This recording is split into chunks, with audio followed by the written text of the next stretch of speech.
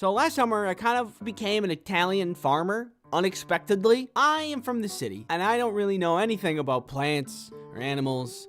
But this opportunity came about when I was talking to a friend who had another friend who had a farm in Italy. He was looking for people to farm sit while he was away so that his plants and animals don't die while he's gone, which makes sense. My friend just kind of passively was talking about this. I'm like, oh man, that kind of sounds fun. Well, if you want to come, feel free. You just got to get to Italy. This is something I never am going to do. I'm never going to have a farm. I'm never going to invest in my own pigs or cows. In this moment, I knew that I kind of had to say yes because I wanted to know what it's like. Plus, both my parents grew up on a farm, by the way. So I think I have a little farmer DNA in me. It called to me in some kind of way. So I took up the offer and I made my way to Italy. So I get there and here's the farm. The house, which is a large house, is situated here. There's a garage. There are 3 dogs, a bunch of chickens, a trampoline, goats, sheep, some pigs who are separated because of pig drama, a bunch of cats, and 2 roosters. So it was a full farm. There was a lot to do. I didn't know how this was gonna go, because again, as a city guy, the hard work I do is at a desk.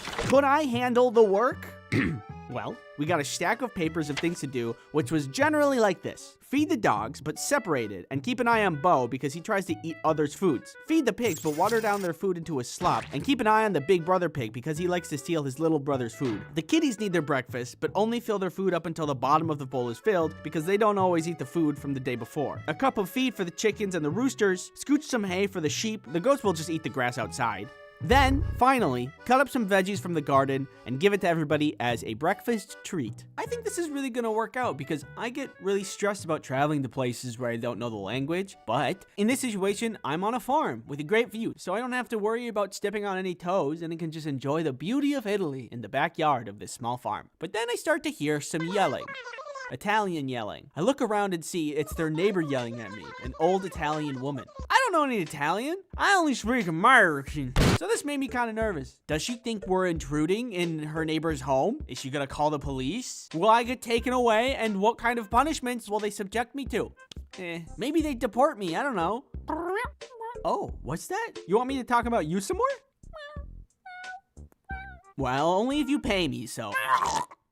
This video is sponsored by Battle Cats. Do you have the capacity for enjoyment? Please, give me peace. Well, I got the game for you! Battle Cats is a game where there are cats. You're their leader, and you're out to conquer the universe. What a normal game! In Battle Cats, you are to use your wide variety of cats in your cat army to face very normal-looking enemies that do not induce fever dreams. Maybe you will conquer the universe with this adorable little baby, or this adorable little baby. The choice is yours. Battle Cats combat is easy to learn. You simply take over the world by having enough money, kind of like the real world. Once you have enough money, you get a cat, and you're off to the races. Meow meow, take this! Enjoy tons of seasonal stages and special rare capsule sets appearing into the start of the new year, and get some awesome heroes for free with a Christmas gift or rare ticket on December 24th and 25th. Download Battle Cats on iOS or Android for free using the link in the description or this QR code. Unless you're watching this on a phone, you can't use it then. Then you have to use the description link, silly little man. Battle Cats, thanks for sponsoring this video. So this old lady was yelling something, and also her dogs were acting like they were ready to feast on my blood. I just kind of wanted to ignore it, but she persisted, and I can't really just sit there pretending like I don't hear anything, because you can definitely hear something. So I approach, and I'm like, hey, I don't speak any Italian. Oh. And she threw a fig at me. And I realized she was sharing her figs. She was still speaking Italian while I tried to catch all the figs. I thought, what am I gonna do with all these figs? I've never even seen a fig that wasn't a fig Newton.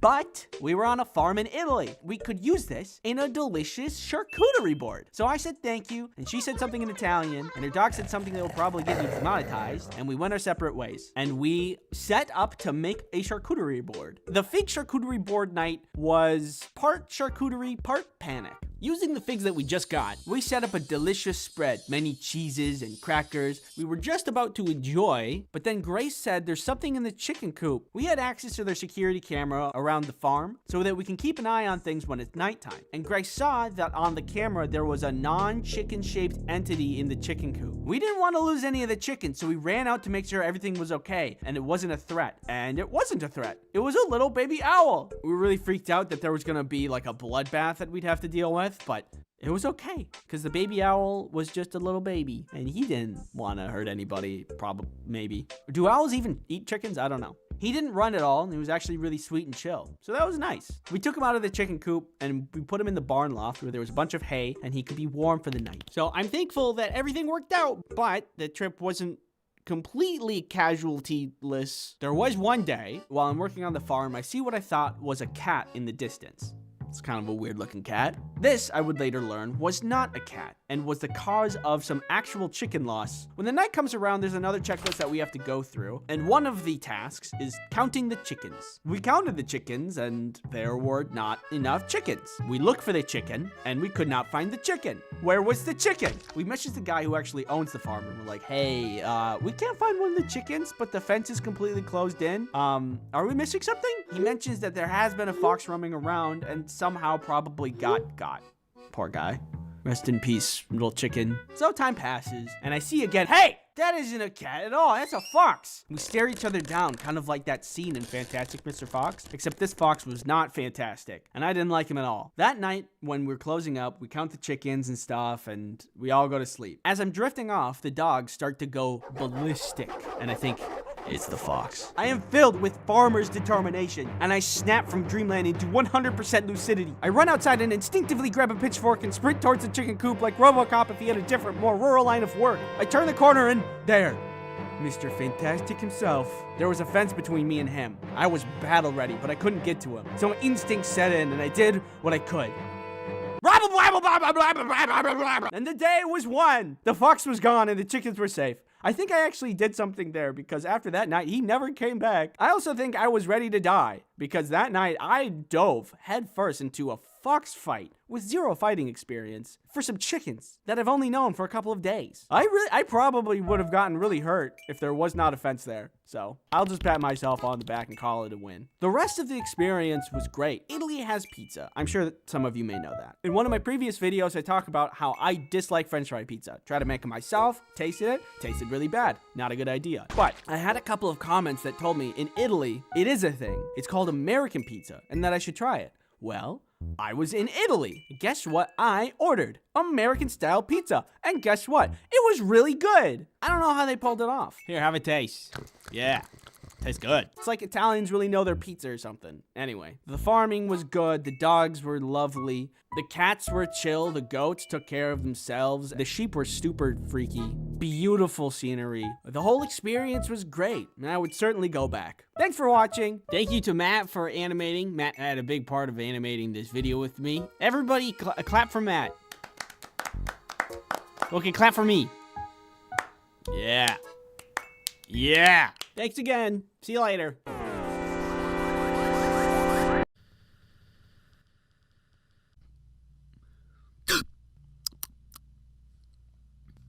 It's the warm season. That means bugs are back out. For bugs, it's the time to thrive and do bug-type stuff. For us, it's the time we get to enjoy the sun and also be thankful that I don't live in Australia. Spiders are not easy to calmly deal with, even if you do not live in Australia, where they're 10 times the size of a small child. They're freaky and scary. This is no secret. I'm totally on the same page. I don't think I could ever muster up enough courage to hold one in my hand or let one crawl on my arm like they do to help people who have fear of spiders get over their fear of spiders. Even like a daddy longlegs, which aren't harmful to humans and generally passive. Also not even a spider, apparently. I wouldn't touch them. No thank you. But despite my fear, I try my best to keep the balance of nature and will usually capture and release a spider when I see one indoors. It's not an easy thing to do, but the more you do it, the easier it gets. And it's for the better. Because now birds can eat them.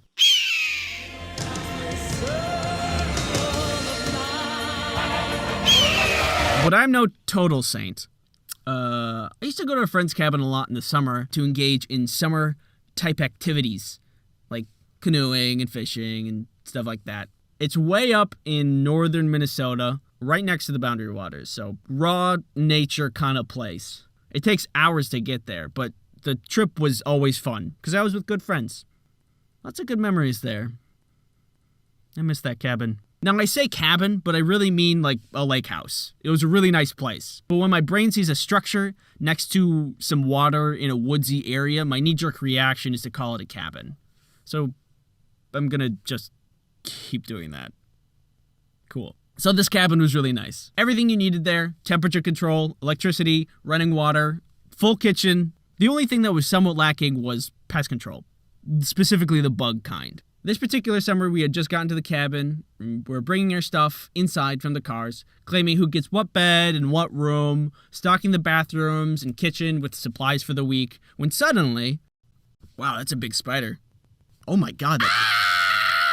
This big old beaver spider shows up and just completely stops all unpacking. Here's the current layout of the situation. There's a hallway here, a doorway here, a spider here, and we are all here. Bedrooms where we're unpacking stuff are over here, and literally everything else to the house is this way. So you can see we were in a bit of a pickle. The layout of the house required us to pass through a specific doorway that the spider was specifically in front of, blocking everybody, and being generally terrifying. If I had to guess what spider it was, I would say wolf spider. The as big as your hand / big enough to eat a bird if you felt like it kind. And because of that, nobody wanted to even get close to it. I'm a catch and release kind of guy, but not a catch and release at the expense of my arm kind of guy. So we had this problem that was affecting everybody, and 0 people who wanted to deal with it in an understandable way. Like, what if we try to kill it and we miss it, and then it scurries out of sight? Then we'd have even a worse problem. Good luck sleeping. Or if we do kill it and we hit it with like a broom, and then thousands of little baby spiders came out, then we would have, instead of a big problem, 1,000 smaller problems. Or if we try to capture it and put it outside, it could jump on our faces, and then we would have a spider on our face problem. But thankfully I was there, and I didn't have the forethought to think of any of those situations, so I dove right in to solve the problem. I can't catch and release this spider. Even if I successfully got it outside, it's not like a bird would eat this thing. This thing would probably eat a bird. Think, Andy, think. Why is there a door there? Who would leave a door in the middle of the hallway? Wait a second. Spiders are smaller than doors. That means spiders are weak to doors. That means... I'm not going to touch that now. It's too big. No, that's not a good idea. I have a family. A demon for nature. My mom and dad... Yeah! I was the hero of the day. And as a reward, I didn't have to clean up the spider guts that was just splattered all over the floor and the door I just crushed it with. Woo! So after that problem was solved by genius boy Andy, we went back to unpacking and had a great rest of the trip. I love that place. A lot of good memories. Lots of good memories. There might be plans to go back there this summer, which I'm really quite excited for. More excited than that spider was big, which is, oh my god, so much. Thank you for watching. It means a lot when you guys read my comics and check out my videos. Despite making countless spelling errors in my comics, you guys are just super nice and give me tons of support. And I love that. I really appreciate that.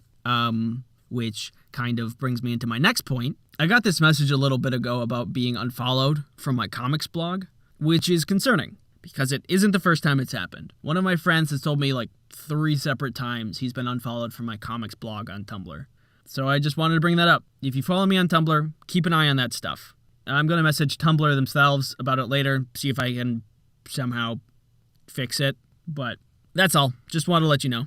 Thanks again for watching, and I'll see you in the next video. And see you in the next one. See you next video. How do you end these things?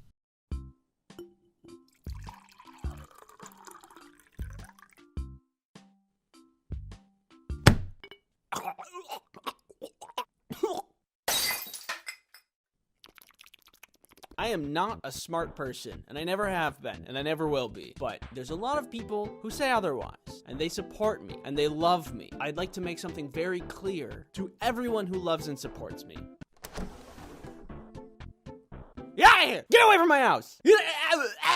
I know what I'm talking about when I'm calling myself stupid or dumb. This isn't a self-deprecating thing or a self-hate thing. It's just like one of those facts of life. Earth is round, sun is bright, I got square brain. Remember the hurt video I did and there was like a bunch of math at the beginning? I wrote the script for that video, recorded the audio for that video, edited that audio, and then listened to the audio while I was animating over the audio. And it wasn't until somebody told me in the comments that I realized that my math is bad.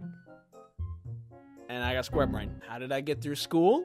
Barely. Every time I have a misunderstanding where there really shouldn't be any misunderstanding, I've been writing it down and putting it in this list. And now I have a list of all of the times I was being dumb. So now my stupidity is quantifiable. Look, you can see that's how many times. Too many. Let's take a trip down idiot lane. Let's look at a couple of these. Pay-per-view is not pay-per-view. I learned this one about a year ago. I was looking at some paper and thought to myself, paper sounds a lot like pay-per-view. Pay-per-view. Pay-per-view.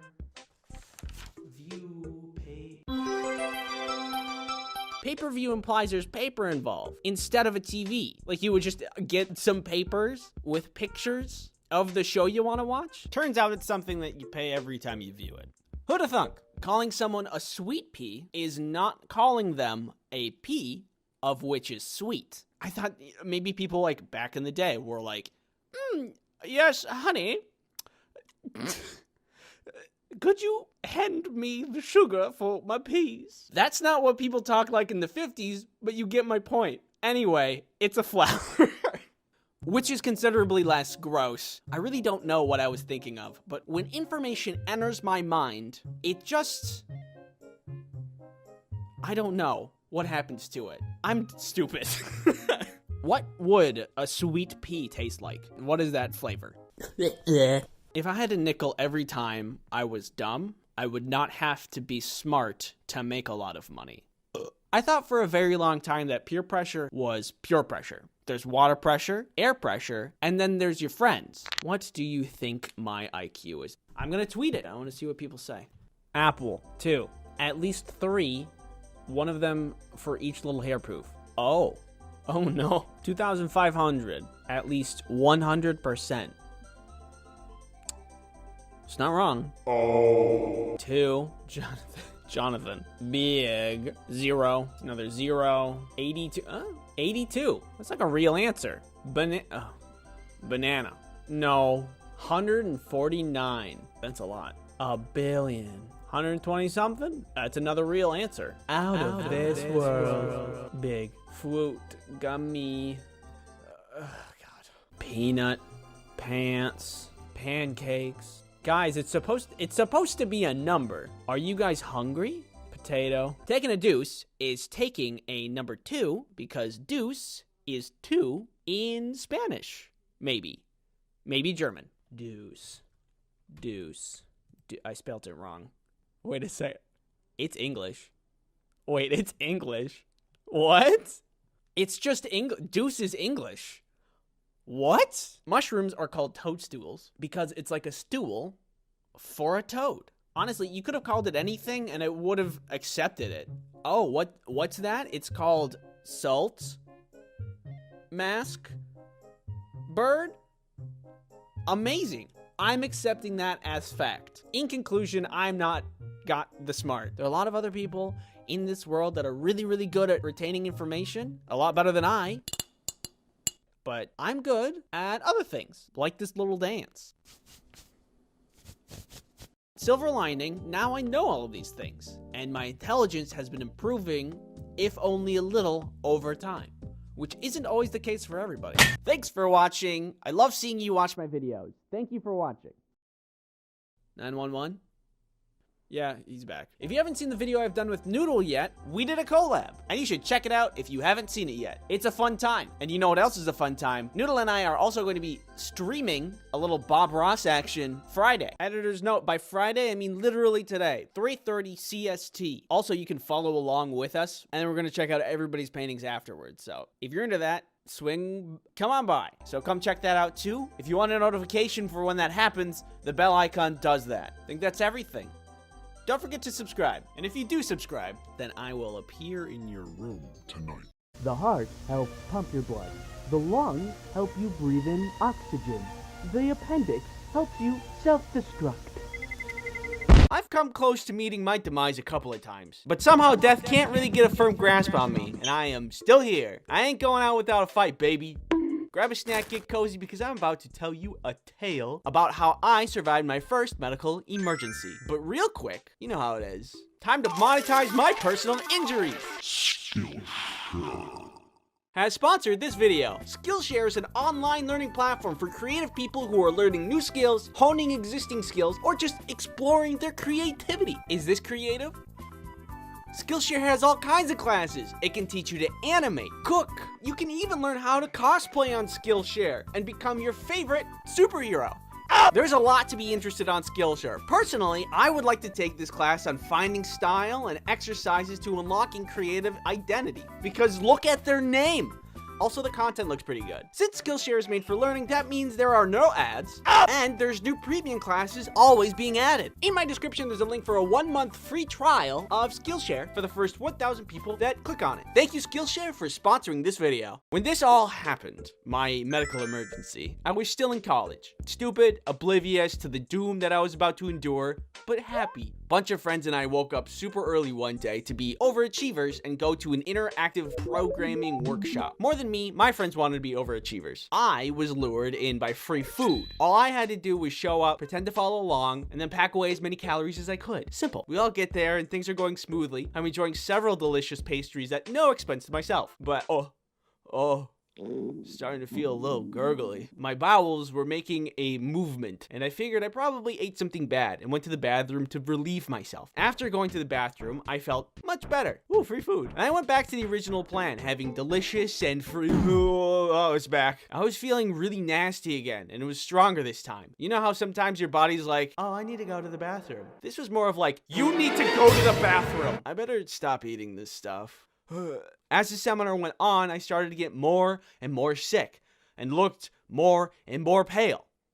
I would draw that here, but you know. It got so bad that I just left to go home. At this point, I lived off of campus and it took me like 20 minutes to walk home by foot. But I was so sick, I didn't even care. I was so determined to get home and sleep through whatever the hell this was and just be done with it. Halfway through the walk home, I was starting to feel really nauseous again though. Like throw up nauseous. I hate throwing up. However, nature is strong, and my stomach demanded a purge. But then I saw a truck driving my way, and I thought it would be really embarrassing to be seen throwing up on the side of the road at like 8 in the morning. So I just willed myself to not throw up. I don't know how.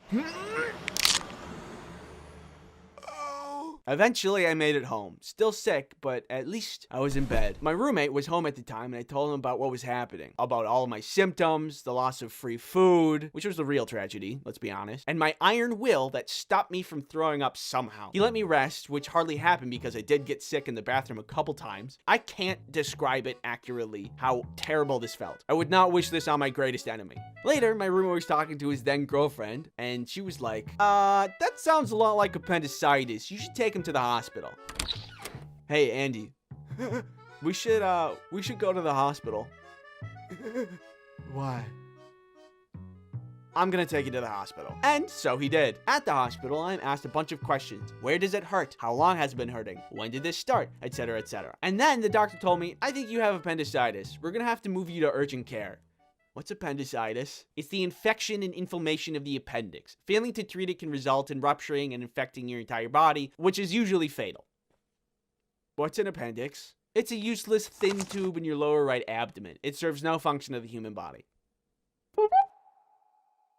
Yeah, so I was going through mountains of pain and suffering because this little tiny part of me that has no purpose was going haywire and could literally explode inside of me and kill me. I was bitter, but I had no other choice. They admitted me to the hospital for emergency surgery. This was not the plan. I was supposed to be pretending to work while enjoying free breakfast, not getting surgery. I've never had a plan go that awry before. Hey guys, let's go get some coffee together. This was certainly not what I had in mind. Despite the increased suffering that's about to happen to me, I think that I was really lucky. If my roommate was out of the house at that point, he might have never known and never been able to bring me to the hospital in the first place. I would have just stayed in bed for the pain to pass, and then my appendix would have exploded. Then I would have gotten a one-way free ticket to the River Styx. So there's like no refunds or... In the hospital, they take me to the scanner room. They needed to look inside of my sweet bod to assess the situation and to see how dire it was. I didn't know how they figured this one out, but I guess that I was too thin and that made the scanning more complex. And the nurse was like, you are much too compact. And I'm like, what does that mean? And she was like, this tube needs to go in your butt. Yeah, my intestines were just too close together, so the scan would be too hard to see, and they needed to pump me full of some kind of liquid to expand my intestines to get a better look and determine if it was actually appendicitis and what the real issue is. I don't know if that makes sense, but that's what they said. Maybe I should have stayed home. I mean, what was I gonna say? No, I'm trying to not die here. So that was a really unfun experience that I'm not gonna animate. After that, they confirmed that the situation was dire.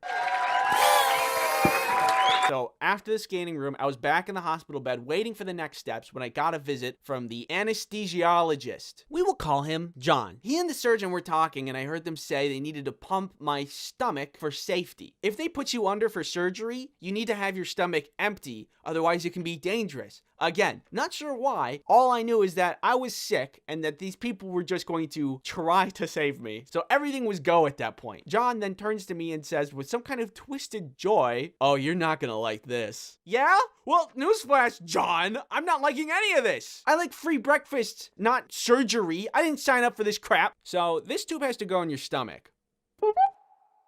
To pump the stomach, you have to have a tube pushed down your throat. It's a long piece of plastic that you have to continuously swallow down until it reaches your stomach, and then they can turn it on and get all of this stuff out of your stomach. I don't think you need any convincing when I say that is terrible. Also, you can do it wrong. If you don't position your head correctly, it can hit the back of your throat and make yourself vomit. And guess what I did? I threw up everywhere. On myself, on the nurses, on the surgeon who was trying to help me with the tube. I'm not gonna animate this either, but all I know is that I have a distinct fear of tubes now. What if I don't make it through this? Will I ever see you again? Finally, I was rolled off to surgery and moved to the operating table. Oops, one more touch to the back of the throat for good measure. And that was the last thing I remember. I was out. That anesthesia, it really does the job. And then I woke up. Appendixless. I was cured. I spent the next day healing a little bit. My mom visited. I watched cartoons on TV all day. And I got soup and an icy pop and juice for meals, which seemed like a lot of sugar for a hospital to give someone. But hey, this is America, baby. Sugar is like our aspirin. And I didn't mind. I just went through a lot. My friends who were at the seminar thing collected all my stuff for me so no one would steal it, which again, it's really nice of them. Making this video makes me realize that I'm really lucky to have the people that I have in my life. They look out for me. Thank you for looking out for me. Because if you weren't, nature would probably have taken me by now. If you are feeling nauseous and have pain in your lower right abdomen, see a doctor. If you guys were at my AMA on Discord a while back, thank you very much for stopping by. Turns out it's really hard to answer questions fast, and I didn't get to all of them, but it was really fun. And if you missed it, I announced it on my Twitter and community page, so go there and follow me. Well, hey there, little guy. What you got there, buddy? Broccoli? Well, what are you gonna do with that there broccoli? Food fight! Noun, an instance of people throwing food at one another. Broccoli, pizza, beef, cheese, PBJ, just the P, HAC, JJBLT, BRB, corn dog, corn without the dog. First invented in 1939 by Jeremy M. Beef food fight. That's not real. Hey, what's going on? Welcome to here. Hope you're doing well, you know, with whatever's going on out there. Have you ever been in a food fight? There's something so goofy and Disney movie-esque about somebody standing up yelling food fight and everybody joining in without pause. Nobody really wanted to eat pizza because what they really craved was violence. Obviously, that's not how real food fights work. What? Hollywood's not an accurate representation of reality? That's crazy. What are you talking about? It's true, but life's just filled with hard truths like that, you know? Food fights are really disappointing. Sometimes bad things happen to good people. You can try your hardest, do your best, and still fail. Society peaked when GameCube had tiny discs. I have been in one food fight in my life, and while that sounds fun and adventurous, let me tell you that it backfired really bad. It took place back in junior high school, so imagine me, but small. One day my friend Tyler tells me about a rumor he heard about a food fight that's happening later in the week. He tells me to tell everybody I know. Normally a food fight would just fizzle out if not planned properly. So whoever planned this one wanted everybody to know so they would get as many recruits as possible. And that seemed like a pretty good plan. The day of the food fight rolls around. Tyler and I are sitting together during lunch waiting for something to happen. We don't know who's gonna start it. It was like waiting for a jump scare but not knowing when it was gonna happen. Things were tense. I'm nervous. nervous. Butterflies in my stomach. Blech. But then somebody slams their fist into their food tray, launching food into the air and screams, "Food fight!" This sends everybody into a panic. I turn around and Tyler is gone. There's like 10, maybe 15 people throwing food, but everybody else is trying to make it to the door, and I'm not sticking around either. I start running for the cafeteria exit, but by the time I get there, I'm met with an entire wall of people. Before I can do anything about anything, I'm met with another wall of people directly behind me. Everybody's pushing and shoving, trying to get out. The torrent of people was literally overwhelming, and it was like a sea of people watching me left and right. Food shrapnel rains from above. Some girl gets hit in the head with a food tray. For a moment, I found Tyler again, but he got pushed away in the literal sea of people. Tyler! And then, like that, it was over. We all got out into the hallway away from the chaos. But when we got there, the teachers were out there waiting for us. And they were mad. Oh my god. We got shuffled right back into the cafeteria so they could have a talk with us. They told us how ashamed we should be, because the janitors are gonna have to clean up the mess. And the lunch ladies worked really hard to make the food for us. And we wasted all of it. Wow, it's a good thing I didn't participate, otherwise I'd be feeling pretty bad right about now. All of you will be punished. No more bathroom breaks. If you need to go to the bathroom, you will need to go in between classes. They took the laziest route for punishment and just punished everyone, even though most of the people weren't food fighting. Imagine being the girl that just got hit in the head with the food tray, and then instead of going to the nurse's office, you get in trouble. Where's the justice? Is it here? No. Maybe here? Nope. I think this person had some vice principal level of authority, and I can level with her a little bit and say, yeah, it's frustrating and makes your job harder, even though you don't go clean it. But wow, way to create a whole lot of animosity between the students and the faculty. Oh my god. Life is already hard in junior high. At that age, I was still trying to figure out girls and what kind of clouds there are. Cucumber nimbus. Even though there was a plan for the food fight, most people bailed, some people got hurt, and then we got punished harder than we could have ever expected. Why was this such a failure? Well, it's not like people didn't accept recruitment when told about the plan. No, wait. Well, it's not like people had classes after lunch and didn't want to spend the rest of the day covered in food. No, wait. Well, it's not like it was lunchtime and they were hungry and they wanted to eat the food instead of throwing it. No, wait. What I've learned from this experience is that food fights are stuck in Hollywood. Unless you go to one of the festivals, which are heavily planned and highly successful. In other news, have you ever wondered what I would look like if I was crushed under a giant fist? Announcing ice cream sandwich U2s. Translating my 2D design into a 3D design was something that I didn't think was gonna work out, but look at how good this turned out. There's a giveaway going on over at icecreamsandwich.u2s.com. If you complete more of the steps in the giveaway, there's a higher chance of you winning the giveaway. U2s only sell for a limited amount of time and then are gone forever, so if you want to pick up one of these dorks, head over to u2s.com right now. Drop date is November 20th, 12 p.m. PST. Thank you for watching this channel. Thank you for supporting this channel. It means a lot to me. So, thank you. And give you a little kiss. No!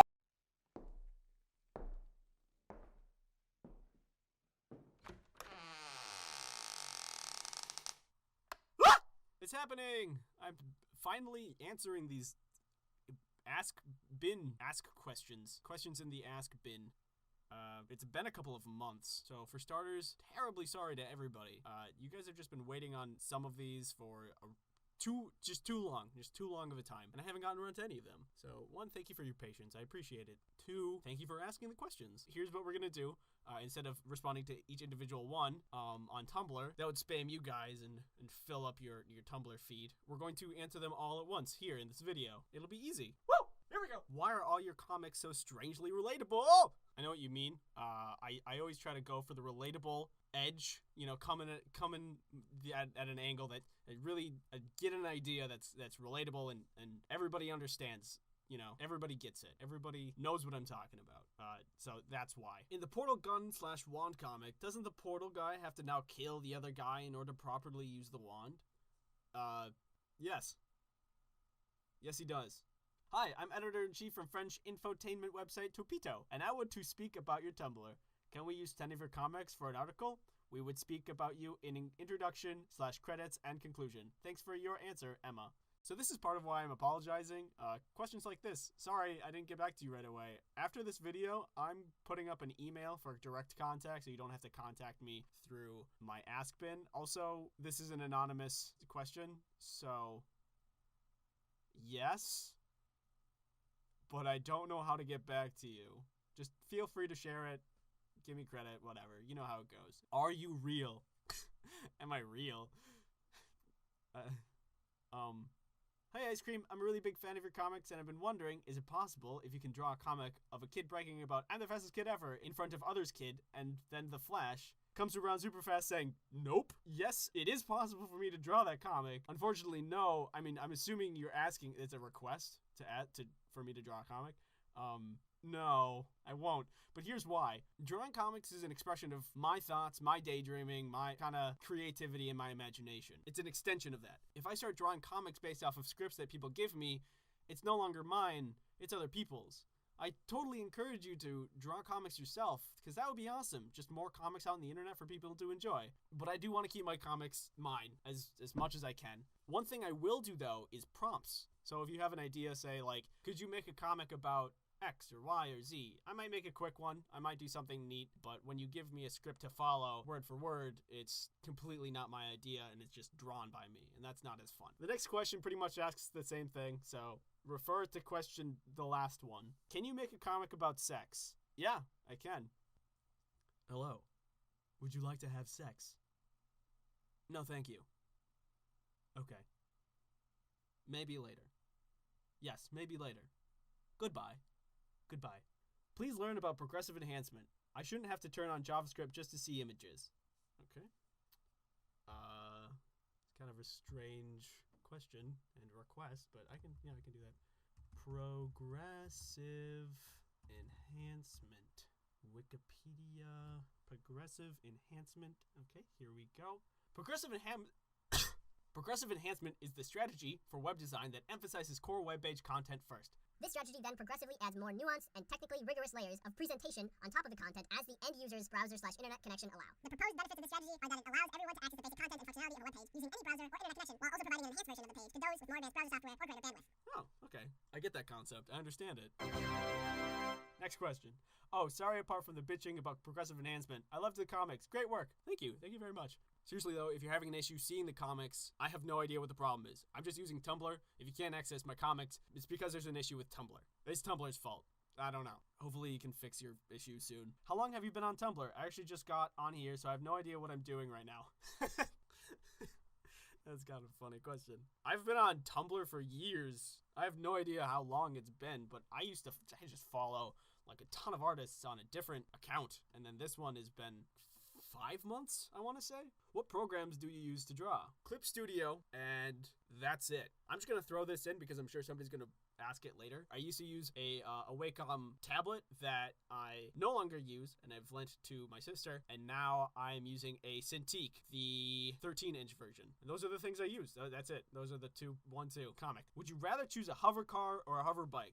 Well, I want to focus on the word you use, hover. We're not talking about flying cars or flying bikes. We're talking about hover ones, the ones that can fly but only like for 2 or 3 feet off the ground, which are largely the same as just regular cars and bikes. I mean, if you think about it, the only thing that's different is the wheels. You're hovering, you're not rolling. So if you got in a car accident, it's largely the same. If you got in a car accident on a motorcycle or a hover bike, you have a lot smaller chance of surviving than if you did in a regular car or a regular hover car, because you're surrounded by metal to protect you from things like other cars. Because the hover cars would still get the same benefits as the hover bikes, plus the added security of being encased in metal and glass, which sounds really dangerous when I say that out loud, but you know what I mean, I hope. Then I think I would have to go with the hover car for the added safety. Plus, I still wouldn't hydroplane, and that's great. I like that question, though. It's a good one. You forgot Ghost with sexy legs. Oh, I did. You're right. Here you go. This next question is in regards to the earbud tug comic. Pro tip, thread your headphone cord through your shirt and extract earbuds from the neck hole. Drape far earbud over the back of your neck before putting earbuds in. No more dangling cords, no more earbuds dropping on the ground if they fall. Yeah, but you see, the biggest problem with this solution is that I'm lazy, and I won't do anything that takes me more than 5 seconds. Can you make a bodybuilder comic? I've already made one, but I can make another one right now. Hello. Do you want to go bodybuilding? Not right now, thank you. Okay, I will ask again later to see how you're feeling about bodybuilding. Okay, sounds good. Goodbye.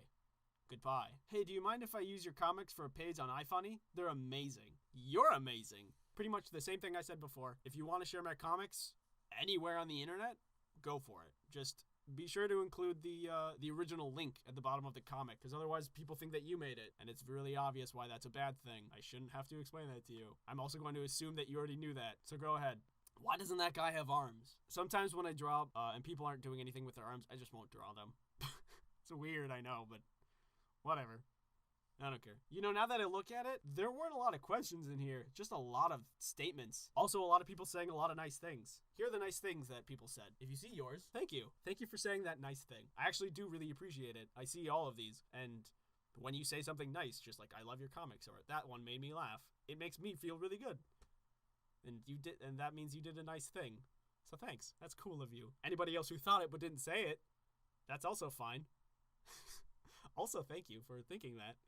I just appreciate that you guys enjoy the comics. I just want to thank everybody for hanging around. I'm going to post more videos. I'm going to post more comics. I'll answer more questions when they come in. You guys are great. Stay cool. If you want to know when the next video is going to come up, you can follow my Twitter or you can subscribe here. See ya!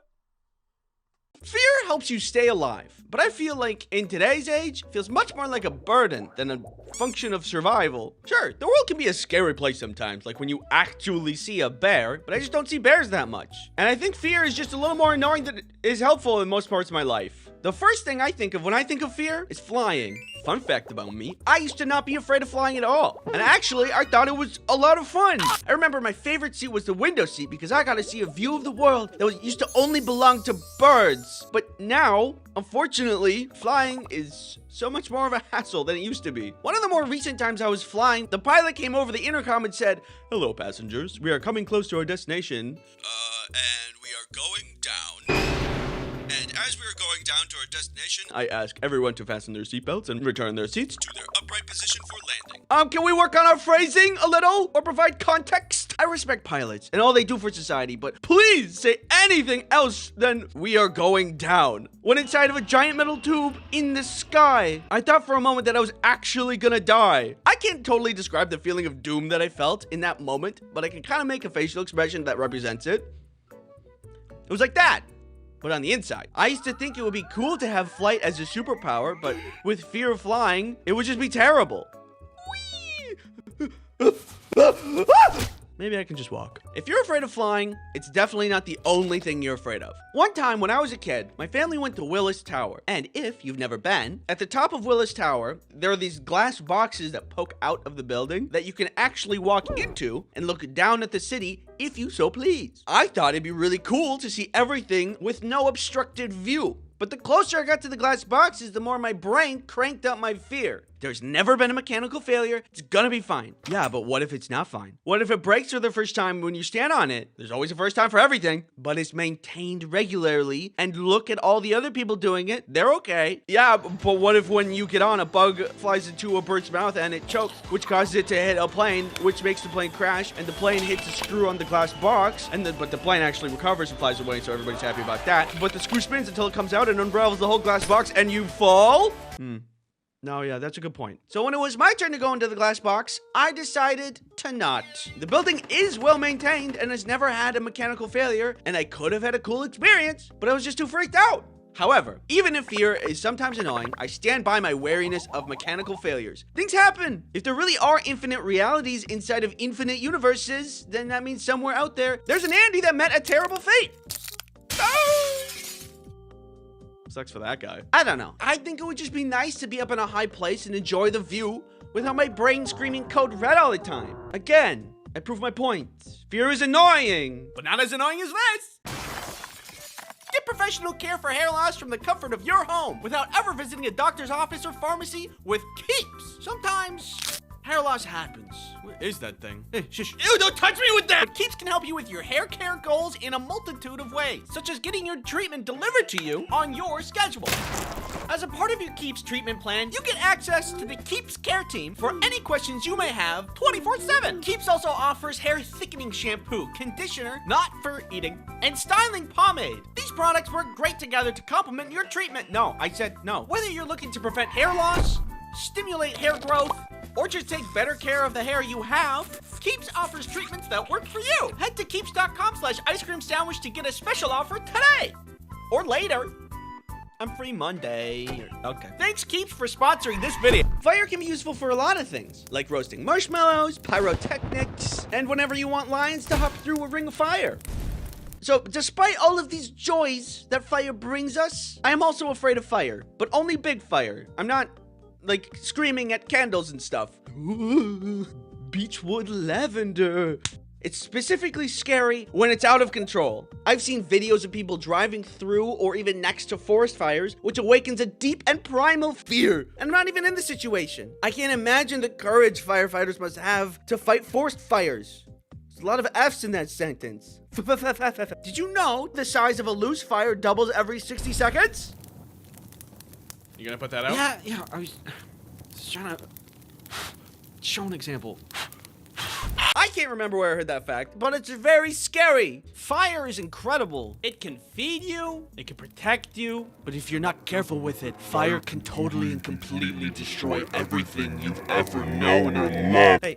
Hey, I said pass the marshmallows? Oh yeah, sorry. Here you go. Darkness. It's the idea of the unknown. Anything could be right out in front of your face and you wouldn't know. Hi, do you want to subscribe? One time, long ago, I went out to see a movie with friends at a nearby movie theater. When the movie finished up and everybody left, my plan was just to walk home. Eventually, I get to my neighborhood and I see a dark figure in the distance, and there's no light. I start to get a little nervous because I don't know what or who that is. At this point, my mind is starting to sound the alarms again. A murderer? A bear? An eldritch creature of the night? Whatever it is. Adrenaline. As the shape gets closer, it starts to look more and more humanoid. Then I see it's a person and they're running, and I think it's pretty fast, and I think it's running directly at me. I am in danger. There is no reason anyone should be running at night at anyone. I am not fighting nor flighting. I am just standing there, baked in fear. They get closer and closer, and once they were close enough, hello, hey, I figured out that they were not running at me at all. They were just on a nighttime jog. The funny thing about darkness is it messes with your sight. When your brain doesn't get all the information it needs, it'll just do you the favor of filling in the gaps itself. So my brain just assumed it was getting attacked, but it was just an hallucination stemming from my fear. Cool. That is the thing that freaks me out about darkness. It's unknown, and that scares me. Anyway, those are my top fears. Thanks for watching. I don't know if you could tell from my voice right now, but I'm pretty sick. A vile harbinger of disease. Don't worry, it's not COVID. Everything's fine, but if you want to make me feel better, the only thing that'll make me feel better is to smash that subscribe. Being sick has made me think about a lot of things, like what it's like to breathe. I remember when being sick used to be awesome. You would get sick, go to the nurse's office, parents would pick you up, your mom will make you soup, and you get to watch cartoons or something for the rest of the day. Now, at least for me, getting sick is like, well, I have to work and be sick. Who set up this is a scam. The world should not be this way. There should be a service that's like, when you're sick, somebody comes over and they make you soup and they tuck you in and give you a little kiss on the head and they put on a movie and they say, "You cozy?" You go, "Yeah, I'm cozy." Anyway, the worst time that I've ever gotten sick was probably appendicitis. I already made a video about that though. So the other more recent bad time that I got sick was about a year ago now, when I was starting to feel very tingly in my appendages. And I'm like, that's probably the worst thing possible. Let's Google everything. It's the worst thing possible.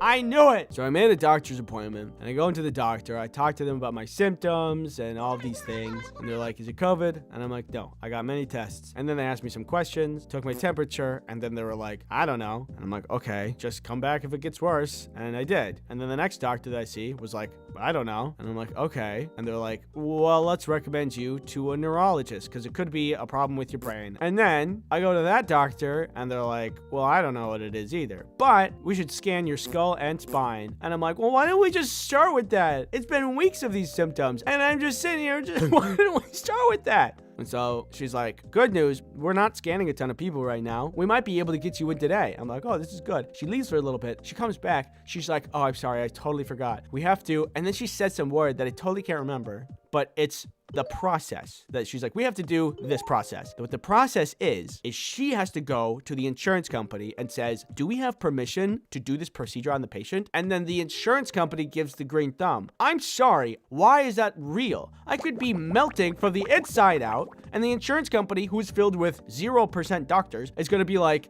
maybe, no. I have to wait an additional week for this stupid process to pass. What the heck? Next time you need help, and for some reason need my help specifically, I'm gonna be like, oh, I'm gonna wait a week for you.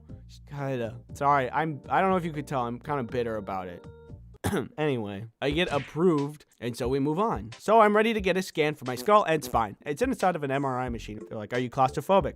Maybe a little bit. I guess we'll figure out while I'm in there. They're like, okay, cool. This is gonna take about 1 hour. And that made me a little nervous because I'm a really restless person. At all times, I have to be moving, whether it be moving my legs, moving my wrists, rubbing my feet together like a little cricket in my bed. I don't know why. I haven't really looked into why that is. And so I was a little bit nervous. But they give you like these little headphones, and then they're like, do you like classical music or jazz music? And I'm like, oh, let's do jazz music. And then you go into the tube, and it's really, really tight. And it's kind of freaky. But the jazz music actually helps a little bit. I did surprisingly well. We got all the scans done. We only needed to redo one of them because I kind of twitched my head at one point after I was suppressing for so long. And I come out, they say, okay, we're going to look at these. We're going to see what's up, and then we're going to tell you. I'm actually like really freaked out because at this point, we're thinking, oh, a brain scan, the thing that's the most delicate part of your body, and they have to look at it and see if something's wrong with that. That's kind of freaky. So we wait, and then the results come back. The results were brain scan,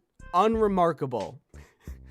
Okay, I think technically I understand that that's a good thing, but you didn't have to say it like that. Spine scan, also unremarkable. I came up clean. So what the heck is wrong with me? Turns out we never found out. I spent thousands upon dollars waiting, ultimately to amount to, I don't know what it is. And then eventually the symptoms went away. Great. What's the moral of the story here? I don't know. Thanks for watching. Hello. If this is your first time visiting this channel, I welcome you. Come inside. Come on. Come here. Take a seat. Did you just lock the door? Nope. Take a seat. Sit down in that chair. Put that rope around you. No, I'm just kidding. I'll do it for you. What? Looking at this channel so far, I can understand if you don't know what you're gonna get. Let me clear that up for you. So I want to use this channel for animating things, animating funny things. Things like funny stories, maybe animating over audio that I find funny, such as YouTube gaming channels that I enjoy, or podcasts that I listen to. Questions I get from my Ask Bin, from my Tumblr account, that I use for my comics. By the way, I draw comics. I don't know if I mentioned that yet. I've been drawing comics for a while. IceCreamSandwichComics.com. Put the link in the description for ya. Wink. Isn't that nice? All in all, I'm looking to entertain you, making you laugh. Creating humor. You? Humor? How's somebody like you gonna be funny? Don't worry, my friend. I found just the thing. Specifically this thing. This humor hole. You just stick your hand in and you hope you don't get bit. So if this kind of content sounds like your floaty boaty, I encourage you to subscribe. If not, well then good luck getting out of that chair. See you later. Wait, no, don't leave!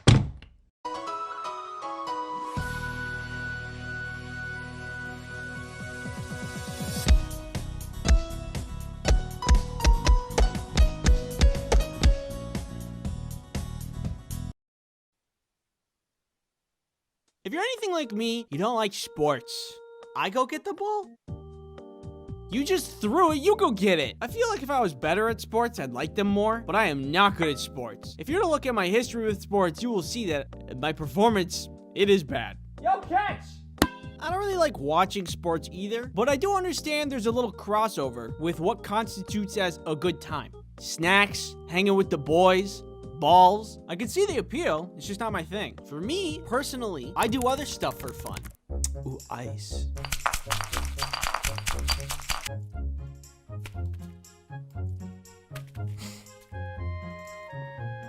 Woo! Give it a good stir. I did it.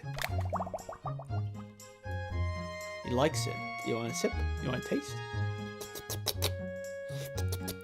You like it? You like it? Oh yeah? Yeah? You want it? You want it? Go get it. The other thing I like to do for fun is learn things online indiscriminately. Well, there's no easy way to say this, so. I am sponsored by Skillshare. Again, Skillshare is an online learning community for creatives where millions come together to take their next step in their creative journey. Have you looked at my YouTube videos and thought, well, if you'd like to make your own YouTube channel, you can. Learn from the man, the myth, the legend himself, MKBHD. Writing your script, shooting your videos, growing your channel. It's really good. Maybe I should take this class. Skillshare is specifically made for learning, so there's no ads, which is great. And there's new premium classes always being added, which is also great. It's great. Skillshare costs less than $10 a month for an annual subscription. But if you'd like to try it for free, then there's a link in the description that will give you a free trial of premium membership for the first 1,000 people that click on it. Thank you, Skillshare, for sponsoring this video. Okay, so the first sport I ever went out for was basketball. Half court! My parents signed me up through the local YMCA, and every practice session was everybody just throwing basketballs at the hoop for like an hour, and I was really not good at it. In fact, the entire time I played basketball, I never made a single shot, except for one time. We were playing some game against a much better team who continuously scored on us. I hardly ever got the ball because everybody knew that I could not handle that. But in this game, I was in a really advantageous position, and someone tossed the ball to me, and there was my shot.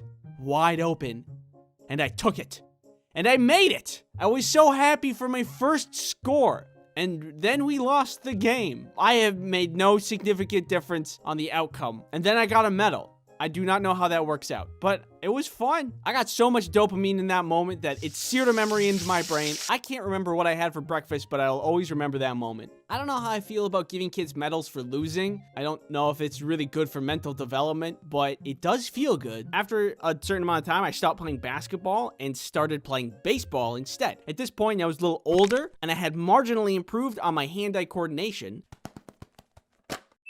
so I could take baseball a little bit more seriously. And this time, I was on a team with my friends, which was awesome. It made playing the game way more fun. There was a snack bar at the place that we played games at, so we could always go and get like Big League Chew, and this is not interesting at all, but the nostalgia I get while looking at this product is palpable. It's potent, it's pungent. Ugh, Big League Chew is so good. Actually, hold on. Amazon.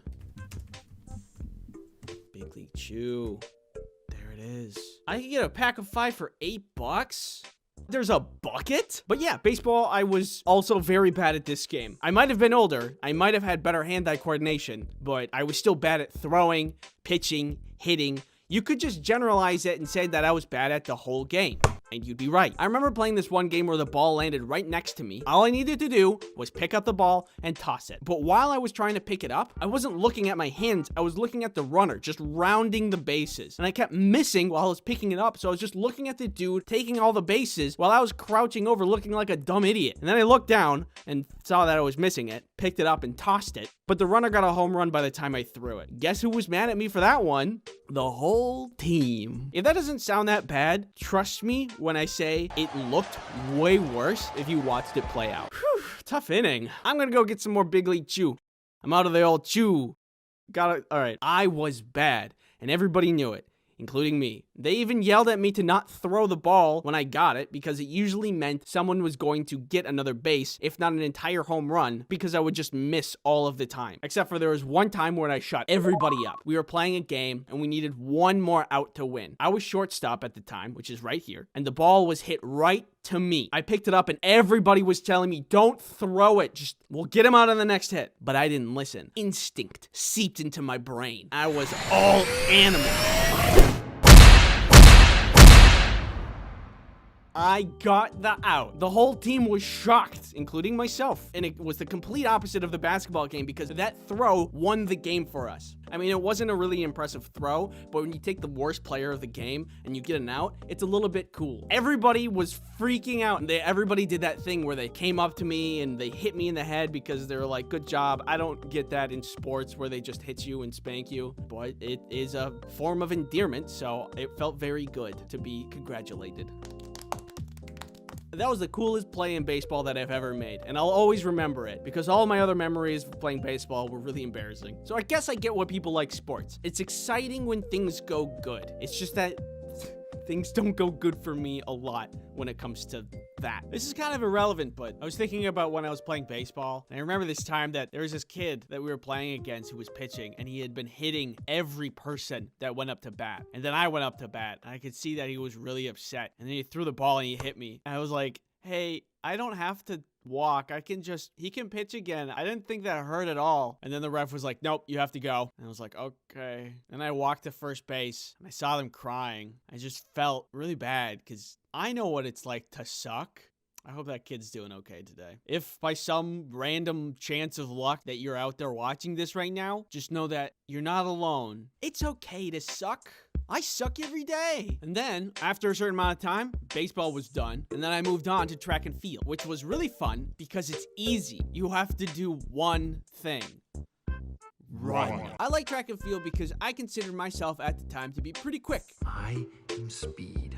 I definitely wasn't the fastest, but I still prided myself on my ability to run. There's no missing the ball on the ground or throwing a ball at a hoop. It's just run. And that I could do. Nothing really interesting happened when I played track and field, just because it is very simple. Look at him run.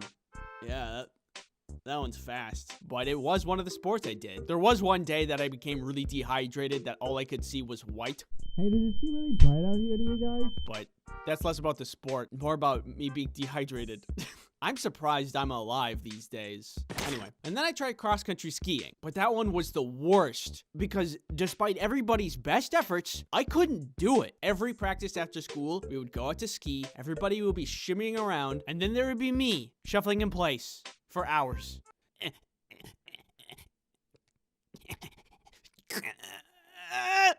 You got this, Andy. Yes, thank you. I don't know what wasn't clicking, but I couldn't do it. After about a month, I ended up quitting. Breaking up with your girlfriend? That's hard. Beating pogo stuck? It's really hard. Cross-country skiing? It's impossible. Sometimes I played golf, but never in a serious kind of way. There was one time when I tried to play golf with a bunch of friends, and it did not go well at all. It wasn't supposed to go well because we were just like, yeah, it's golf. We'll just hit it around, and if we don't get the ball, whatever. But the way golf courses work is that they want to very efficiently have everybody moving along from one hole to the next, so there's not a lot of people waiting because a bunch of goofballs want to have a good time. So they took me and another friend, and they paired us up with some random people that we just didn't know. They were really nice, and they were like, it's your first time golfing? And we're like, yeah, I mean, we've golfed before, but we don't, we're not too good.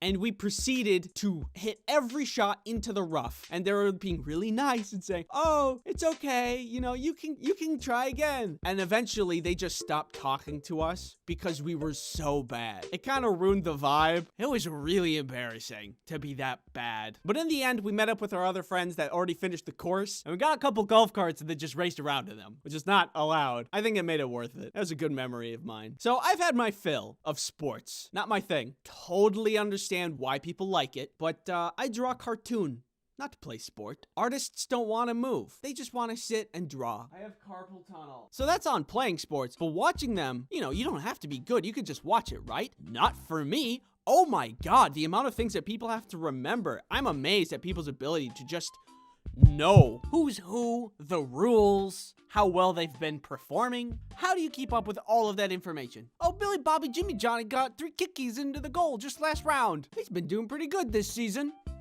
What? Who is this guy? And then they changed teams. They were just like swapping them around. That's so much data. I forgot what I ate for breakfast. Or if I even ate breakfast. Oh, it's just way too much. I don't really watch sports or go out to games. I do like going to the stadium sometimes because the food is yummy. You can just sit in the sun and enjoy a hot dog. It's like a comfortable thing. Being there to watch the game, take me out of the ball game. More like take me home and stop at Five Guys on the way. I'm hungry. So in the end, sports are good, just not for me. Thank you for watching.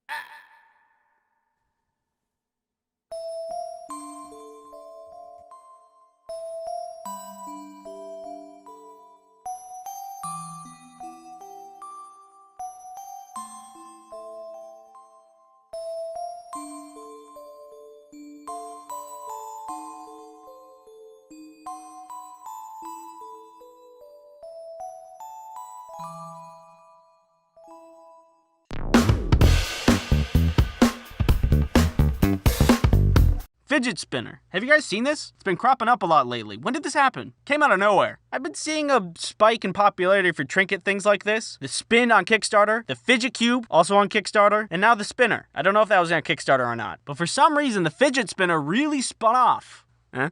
You get it? You get it? But seriously, it has. I see it all over YouTube. I don't get it. It spins. That's all it does. It's like 5 times less functionality than the fidget cube. It's like a yo-yo, but less good. Or it's like a smaller version of a salad spinner, but you don't get a nutritious meal out of it. Eat healthy. I mean, what's so special about it? Can it cure my unending sadness? Apparently, along with all of these other claims about why it's great, I don't buy it. Anyway, I went out and bought it. I want to test it out. Personally, I don't have my hopes up. It spins. I get it. I've used a yo-yo. Guys, remember those wristbands that had, neo magnets in them or whatever? They balanced your mind? Yeah, remember that? I feel like this is going to end up being something similar. High claims, minimal output. All right, here it is. Fidget spinner, 2017.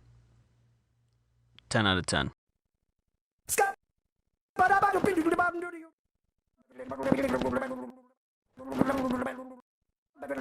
I'm online looking at the rate of bone fractures in the United States, and it says here on this very fancy website that approximately 6.8 million Americans break a bone each year. Considering the population of the United States is about 300 million, that gives us about roughly 2 out of every 10 Americans break their bones annually. And that means that 8 out of every 10 Americans don't break their bones annually. And I have never broken my bone. So that means, by the law of transitivity, I am 8 out of every 10 Americans. Millions of people in the United States alone are breaking their bones and having to deal with unimaginable pain. And I consider myself really lucky to have never had to go through that pain. That terrible, just horrible, terrible pain. But I have hurt myself. Not on purpose, but just because I'm being an idiot. Or because I'm near an idiot. That idiot is also usually me. I've stubbed toes, I got hit in the face with a shoe, fallen off of a skateboard, fallen downstairs. I've fallen down the stairs more than I'd like to admit. One time with an entire plate of spaghetti, but that was more of an emotional pain than a physical one. So, I've never broken a bone, but the worst pain I've had to deal with was in college on an inflatable obstacle course. I was spending the better part of an absolutely gorgeous day inside when I hear fun coming from outside my window. I go to see what it is, and I see all of these inflatable bouncy castles and obstacle courses outside on the mall, which is like the main area of the school. Near the end of the year, when finals happen, the school rents out this third-party entertainment company to blow up all of these obstacle courses and games for the students to play on so they can unwind for finals, which makes sense, and it's really nice. And it's a lot better than some half-hearted email about how not to let finals get to your head. This was, instead, a really nice thing for the school to do. It was actually really nice. They had bouncy castles, an obstacle course, and they had one that you had to do like this. I don't know how to explain it. It's not important. What is important is the obstacle course, because that's where all of my friends are hanging out. As I'm looking out the window, I can see that they're taking turns racing each other through the obstacle course to see who's faster. Clearly they were having a blast, and I wanted to have some blast. So I went outside to go meet them. I go outside and meet up with my friends and say that I want to race them. And we have a really fun time racing for most of the afternoon. And during this, I'm actually winning most of the races. You see, I had an advantage. While most people are fast or strong, my body is wiggly, which is perfect for an inflatable obstacle course environment. I can get around and over and through most any obstacle with relative ease. This allowed me to get a pretty big head about winning, because I was doing it a lot. The day was wrapping up, and inflatable things were starting to be taken down. But I wanted one more race, because I was on a winning high. One for the road, you know? The obstacle course was like this. Start, get over some bumps, dive through a hole, duck through some sideways pillars, then climb up a wall, and then slide down the other side, and whoever touches the bottom platform first wins. So the race starts, and that's exactly what I go through. Over the bumps, through the hole, sideways pillars, climb up the wall, and at this point, I'm pretty far ahead of my roommate. With the extra time I've gained, I decided I was going to be flashy. So I prop myself up, and instead of sliding down, I...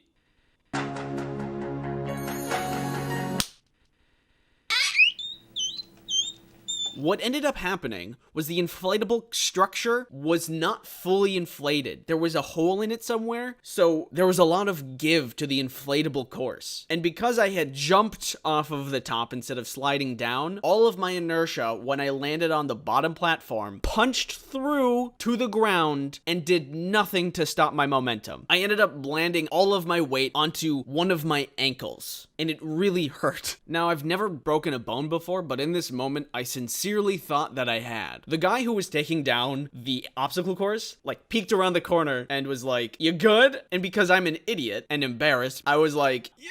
And he was like, "Cool," and then left. I was absolutely writhing in pain, though. My friends had to drag me aside and lay me down because I couldn't stand up on my own. Thankfully, I have really good and loving friends, and one of them was actually a practicing nurse. So she went and grabbed a kit of a nurse thing and looked at my foot and told me to go to the doctor. I agreed, but because I couldn't exactly stand right yet, we decided to wait for the crippling pain to subside a little bit before we left. So to pass the time, my good and loving friends made jokes at my expense. Eventually, we do end up getting to the doctor, and the doctor explains that we should probably x-ray it just to make sure that there's no hairline fractures or something like that. To which I agree, so we go and get my foot x-rayed.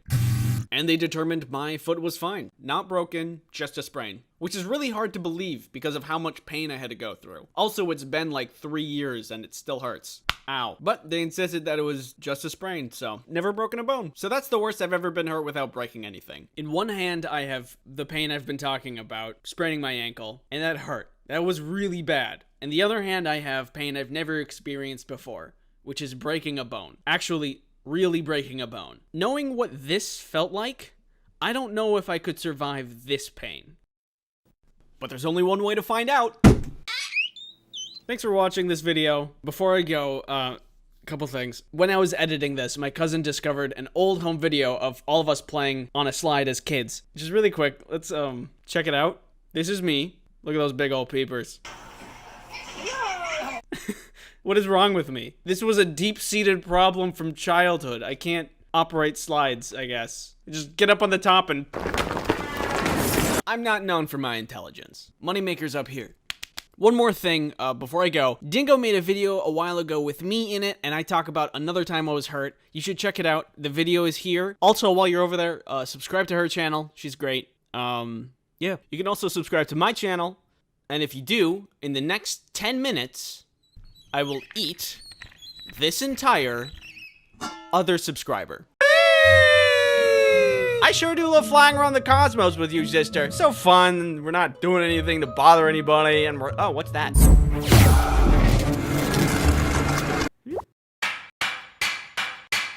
What's this dork up to?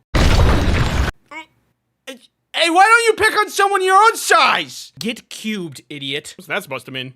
Then I woke up here on Teyvat, fished you out of the water one day, don't have my powers anymore, have no idea where my sister is, and then I've been stuck here ever since. Any questions? Yes, Paimon? I can help you find your sister. Oh? Yeah, there's a town over there, it's called Mondstadt. It's probably somebody that knows something over there. Let's go. Okay, this is how I begin my adventure in the wonderful, grand game of Genshin Impact. Sponsored. Any questions? Yes, you there. Why? How do they sponsor you? Great question. It kind of went down like this.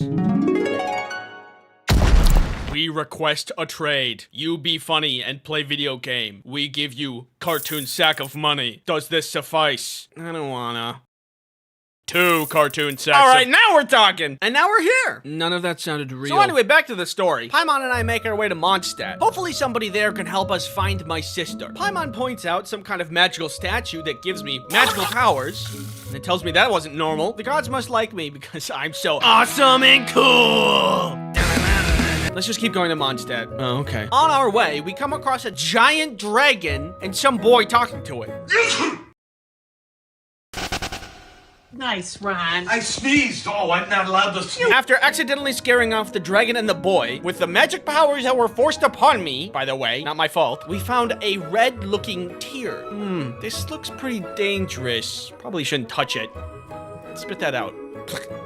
Why would that be your first instinct? Look, strawberry flavor! I just said it was dangerous. I don't know, I'm new here! A little further ahead, just as we're about to get to Mondstadt, we run into Amber. Parkour! I scratch her back by helping her fight some monsters. She scratches my back by bringing me into town and giving me a glider. Things are going pretty good. We're making a lot of progress. But moments later, the city is attacked by that dragon we pissed off from earlier. Do you think this is my fault? From the thing that happened earlier? Shut up! Paimon, help me! Suddenly, I'm whisked away by a tornado that the dragon summoned, flinging me high into the sky. Foolishly, though, the dragon has no idea that I recently was granted magic powers that I'm kind of allergic to. Witness me. After my heroic deeds that saved everybody in town, everybody now thinks I'm awesome and cool. Later, when we're in town, we see that green guy again. We meet up with him and learn that his name is Venti. And we got a lot of questions for him. Turns out, that dragon's name is Dvalin, and he used to not be a violent dragon, but only became one from corruption by an Abyss Mage, who's part of the Abyss Order, who's a group of non-humans who hate humans. So now Dvalin is tortured by this magic poison blood, and I've been trying to get him back to sanity, but I just can't seem to reach him. Poison blood like this poison blood? Wait, it's a different color. Seems like maybe you magically purified it by magic accident. Blueberry. Can you guys purify this one? We can do it! Can you help me save Dvalin? We can do it! Let's commit a robbery! What? We can do it! There's a lyre of old in this town. Dvalin is very familiar with its music. If we get our hands on it, then maybe we can calm him down and bring him back to sanity. That's a good idea. Let's do it!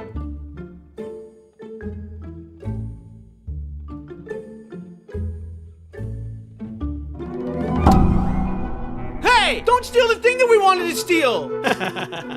Hey, intruders! We're busted! Run! The jerks who stole our lyre before us was largely a non-issue, because we were able to find their hideout and beat them up and get it back. No problem. Witness me. So, with the lyre back, we could possibly cure Dvalin. Time has faded the magic in the legendary lyre, but all we had to do was restore it with the tears that I could purify. Easy! Hand me that tear that you purified earlier. Thank you. Now, with nothing in our way, we lured out Dvalin, only to find an Abyss Mage whispering evil lies to him, enraging him, and then him leaving again. Let the record show I did not sneeze this time, and none of this was my fault. Okay, new plan. We forcefully purified Dvalin of gross magic by beating him to a pulp. Yeah, I can do that. Hey, Dvalin, how you doing? How'd you guys get here so fast? Oh wow, I feel a lot better. Sorry about earlier. Don't worry about it. We saved the dragon, we saved the town, and after all this, I feel very accomplished. The only bummer about all of this is that when I went to Venti and asked him about my sister, he said he didn't know. Oh. The next stop in your journey should be Leeway. The Geo-Archon Rex Lapis comes once per year to make divine predictions, which guide the city on how to run Leeway for the coming year. Perfect. A chance to ask a powerful deity where my sister is. Let's get moving. Leeway is the largest trading port in all the 7 nations. Merchants gather from all over Teyvat, making it a port city with booming business. This is also where the world currency Mora is minted. I wonder if Adi would want to do another robbery with me. Once we arrive at the ceremony, we see Miss Ningguang of the Liwei Qisheng, a powerful financial leadership group that takes part in running a lot of the city. Looks like Miss Ningguang is in charge of leading the ceremony this year. Oh look, that guy's making a wish. I wish to get some leads from the Geo-Archon about my missing sister, and for my sister to be found soon. And $1 billion.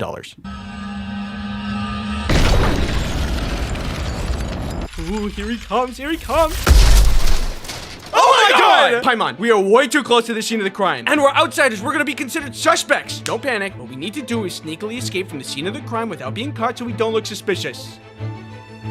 Hey, over there! I'm not guilty, I can prove it! And just when I thought that I was about to go to jail, this guy named Child, yeah, that's his real name, comes to our rescue and gets us away from the scene of the crime. But when we talk to him, we find that he's part of the Fatui. Hey, you're part of the group that stole the lyre from earlier! I know my reputation, but I'm not a bad guy. Okay, maybe I am a bad guy, but you can trust me. Okay. Here, take this sigil. The Adepti, the magical creatures who have also taken part in running the city, have the authority of clearing your name of any wrongdoing, and this sigil will give you permission to talk to them. Well, I don't see any other way out of this, so let's go. After we filled in all the Adepti that God died, we are now off the hook from being criminals. But now there's this looming power vacuum in Leeway that leaves the city unstable. We talked to Child again, who's like, hey, isn't it weird that the Liwei Qisheng hid the body of Rex Lapis after his death? Hey, that is weird. And they were the ones to do the ceremony, which means they were closest to the scene of the crime. And if you're close to the crime, you can do the crime. I would know. I stole a lyre once. Conveniently, we later get an invitation to meet Ningguang at the J Chamber, a grand floating house where she lives and does a lot of her work. Floating house, schmoating house. I'm not jealous. Floating stuff is stupid anyway. What did you Anyway, this is a perfect opportunity to use my masterful detective skills to figure out where the body is hidden. Miss Ningguang, tell me where the body of Rex Lapis is hidden. It is in the Golden House. Tell me or... Oh.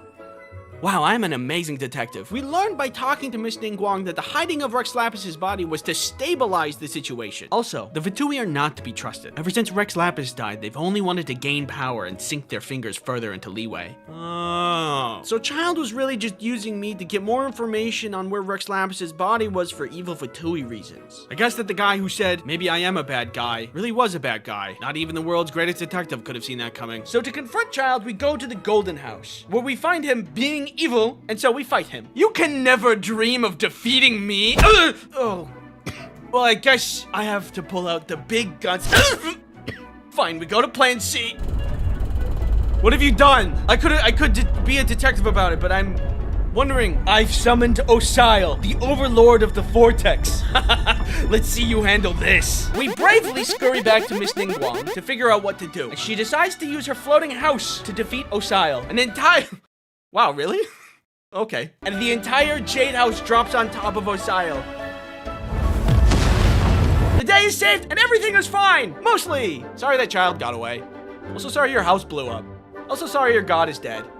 Do you know where my sister is? No. Dang it! Before I say my final thoughts, thank you Genshin Impact for sponsoring this video. It's been a while since I've been able to play a game that isn't laced with guilt, since this was technically work. And genuinely, look at me, genuinely, the game is good. It's got good animation, it's got good story, it's got good game design. There is a reason it's such a huge game. I actually enjoyed myself. If you're interested in playing the open world action RPG Genshin Impact, then you'll be happy to learn the game is free. There's over 100 characters that you can play with, each of which wield and fight with unique elemental powers. By the way, this entire video, 100% spoiler free. There's tons more story and lore, and what you just watched was only a taste of Genshin. Blueberry. Plus, there is a new update coming out on September 10th featuring the new region Not Cry. There's gonna be more characters such as Lauma from the Frost Moon Scions, Flins from the Light Keepers, and Aino from the Clink Clank Krumkaki Craft Shop. Try saying that 5 times fast. This update also greatly expands on the game's main story and lore, where you'll find several factions gathering at Not Cry for some unknown reason. Even the Fatui. And if I find Child there, I'm gonna beat his ass! There's also gonna be new events along with special rewards for the 5th year anniversary. Download Genshin with the link in the description and use the redemption code for 60 bonus Primo Gems. Thanks again for watching, and if you don't mind, it's time for me to jump back into the game. See ya, gamer.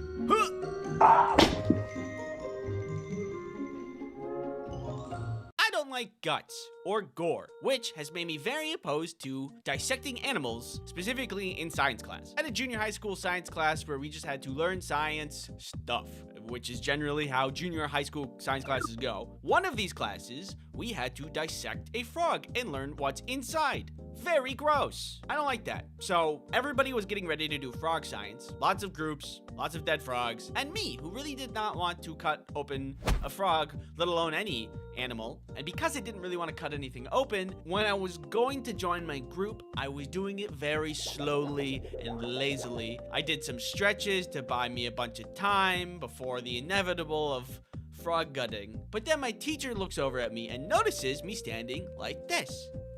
Andy, you don't have to dissect a frog today. I look up, confused. There was some pause. Do you need to go to the nurse's office? She thinks I'm feeling sick and that I'm prepping myself physically to go open a frog and cut its flesh. I noticed an opportunity. Oh, I don't know. I just need to breathe a little, I think. Feel free to sit down. I'm not going to force you to dissect a frog if you're going to be sick.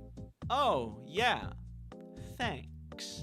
So, I do. My group was a little salty that they had to do all the work and I got to skip out, but I didn't care because I didn't have to cut open a frog. So I was thinking about that story lately and I realized something. That affected me 0% in life. I am no different as a person because I didn't cut open a frog. You want to know what's inside a frog?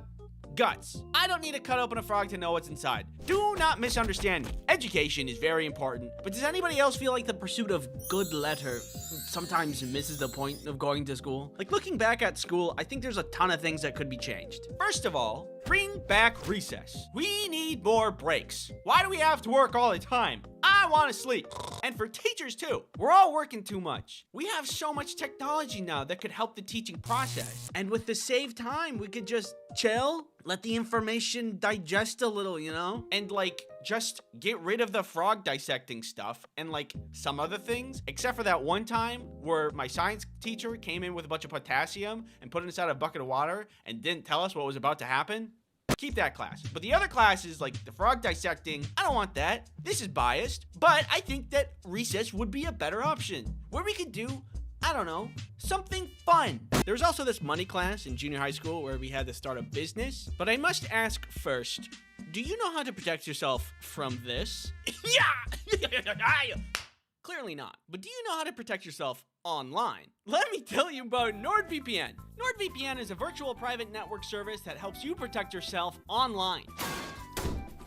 That was because you didn't use NordVPN. That's on you. NordVPN can help you stop that intrusive tracking. This boomerang represents NordVPN.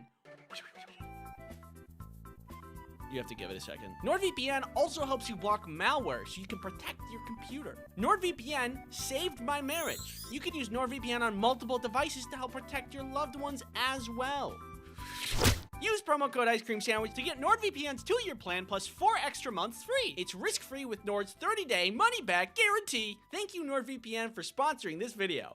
I had a class once where the class was split into 3 separate groups and tasked with making something to sell. And it was actually super fun. One group decided on making t-shirts, another group decided on making special pens with a bunch of frillies on it, and our group decided to make magnets. We had some people to promote and sell, some people manufacture the magnets, and I designed and doodled the magnets. They're really old now, but this is what they look like. We were tasked with calculating costs, and we had to aim to make a profit on our product. The t-shirt team did the worst. The pens did second best, and we did the best. We made somewhere north of like $100. But for some reason, there was a teacher from a different shop class that thought she could just take our money. You guys used school equipment for making this product, so you have to pay me for the materials, which was really unfair because we invested in the magnet paper, the printing, and everything, except for using a slice cutter machine in school. That was the only thing we used. But she ended up taking like 50 of our dollars. If we were told we needed to pay fees before the class started, that would have been like whatever. But she made up that rule out of thin air. I don't think she even took money from anybody else either. I'm pretty sure we got robbed by a teacher. Either way, other than that part, it was a super fun class that had real world application and I found to be very useful.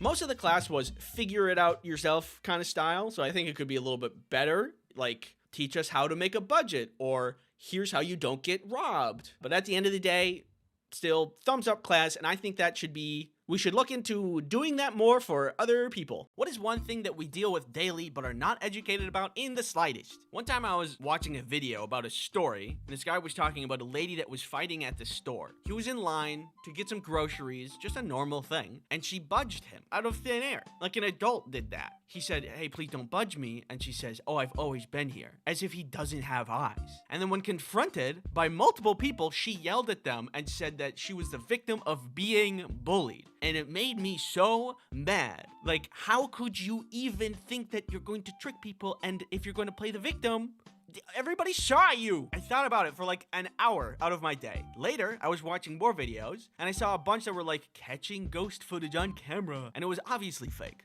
Who believes this kind of stuff? It's a good thing I'm not gullible and have critical thinking skills. Hey everybody, remember that story the other day about budging? I lied. I wanted to see how many people believed me if I lied on the internet, and wow, it was a lot of you.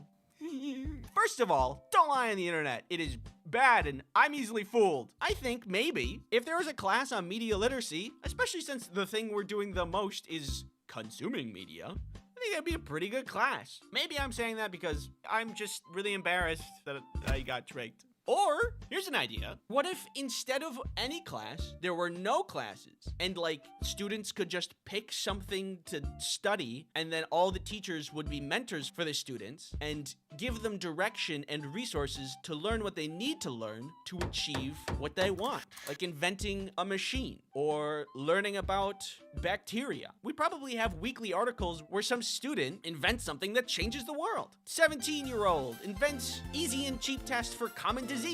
15-year-old makes popular mobile game with power of thought. 16-year-old makes ominous fear that knows your thoughts and can tell you the future.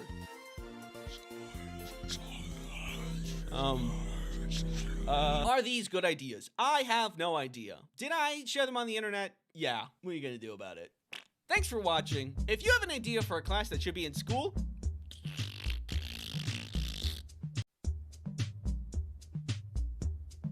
get on the ground! asked you what food combinations would get you into this situation. And that's you, Kirby. Look at you, living life, not a care in the world.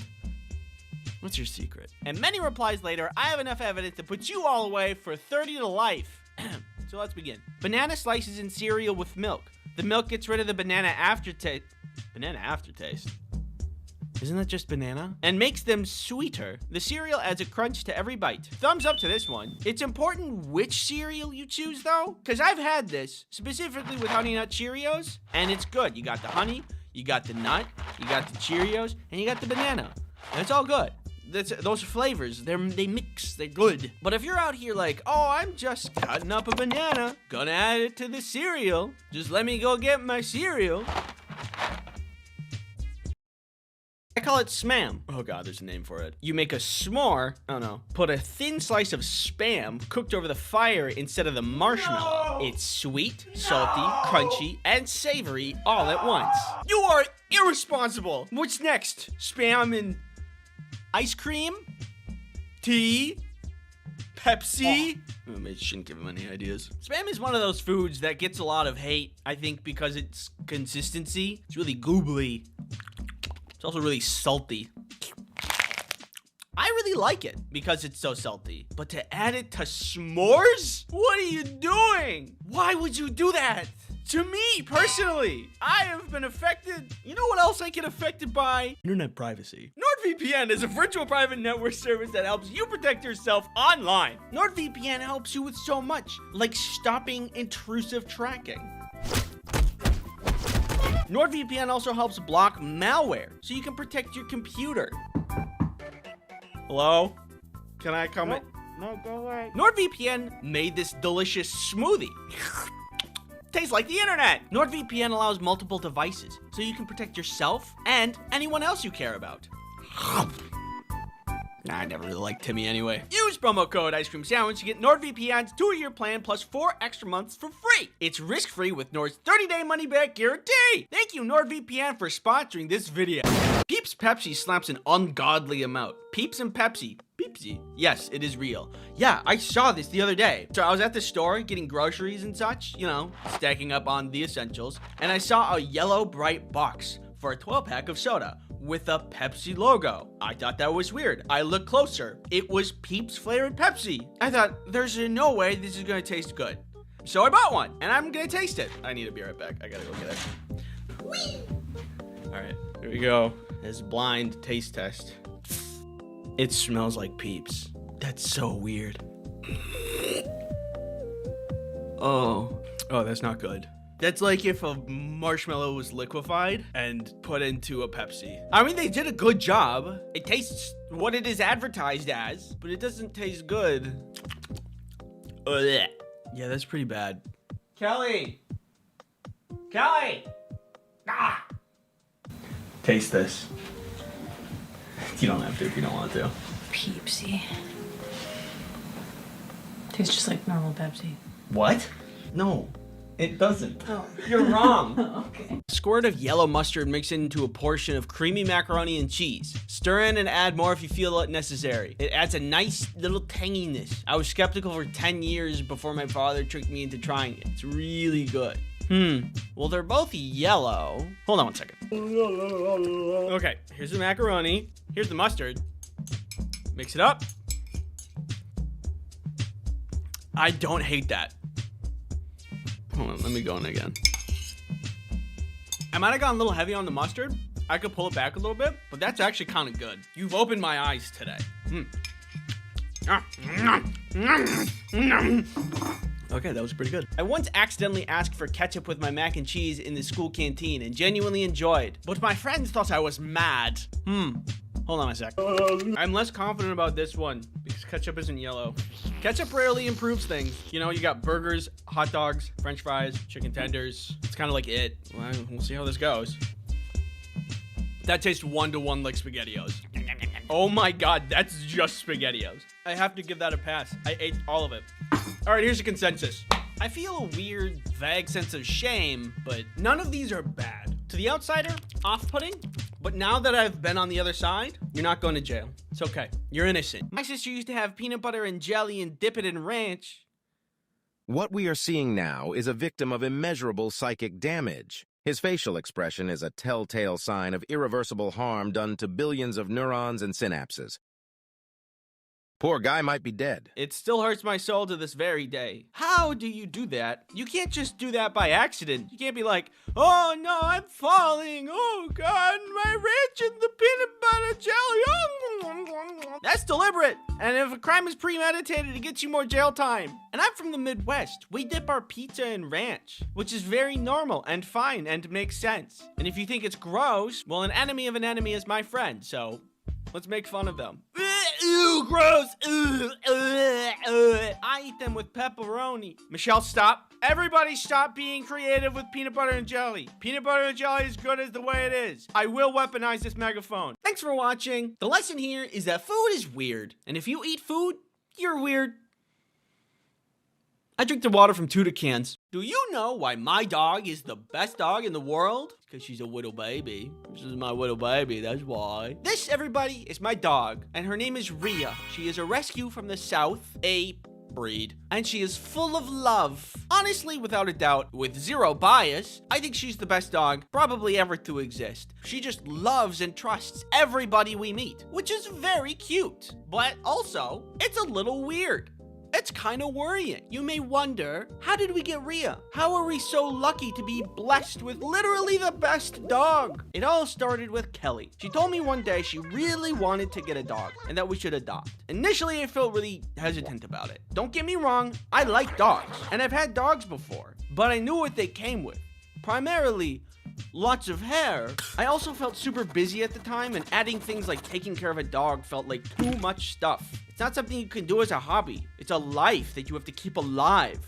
An adorable little baby life who's so cute, little baby. My heart was icy cold, and I didn't really want to take on this new responsibility. But Kelly was sure this was going to be a good idea, and I wasn't, so I don't know. Who am I to stand in the way? So we made a plan to foster a dog for a little while to see if it was indeed a good idea. Kelly did all the planning and collecting information and research about fostering and adopting. And eventually, she found a sweet, chunky Rhea ready to join somebody's family. The listing said that she was mellow-tempered and loved to snuggle, which made Kelly think she'd be a great fit. Rhea was located all the way in the south, states away, but getting her was actually pretty simple. We contacted the organization to set everything up. They told us to meet in a parking lot where they were going to distribute all the other dogs to all of the other families. When they arrived, they gave Rhea some final shots, they gave us some paperwork and a leash, and then we went. She didn't even know who we were, but when we opened the car door, she just jumped in with no questions. She was very, very trusting. You're very trusting. Too trusting. And NordVPN is a virtual private network. When it comes to internet privacy, you may have some thoughts. Cheeseburger. Such as, what can I do to protect myself while surfing those World Wide Web waves? Well, NordVPN can actually help you with your internet protection. While you may be looking up very important research, there are prying eyes trying to collect and sell your data. Such an incredible bummer. But with NordVPN, you can block those trackers in their tracks. Not only that, but you can also block malicious ads, block nasty malware, or take me out to dinner this Friday. My schedule's wide open.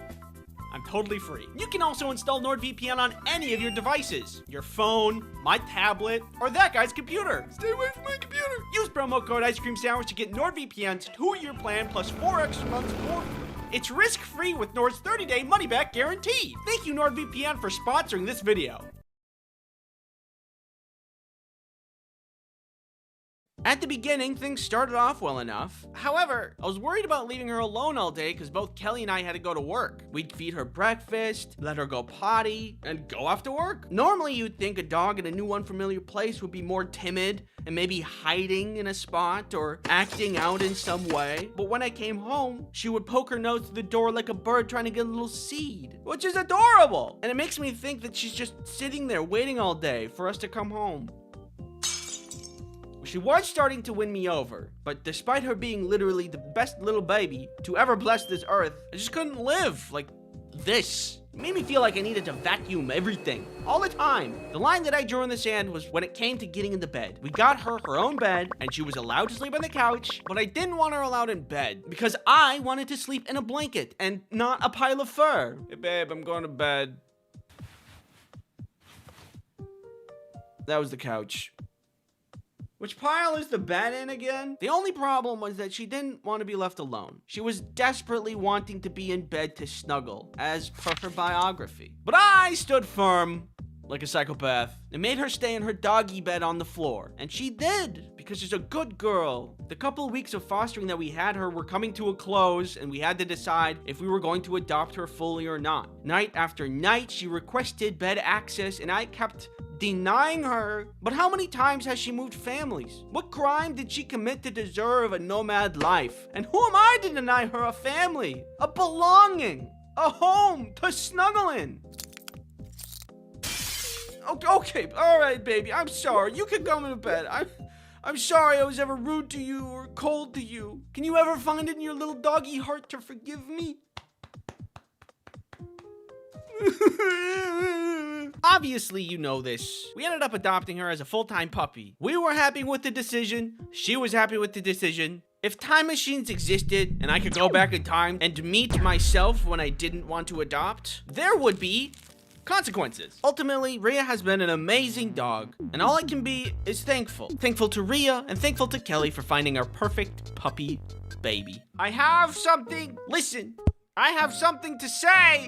I'm listening. If you still wanted some clothing merch, we're not going to be restocking, so check out the store if you're interested in getting any of that. Thank you everybody for the support, and thank you for watching. Hey, you ever heard of honey?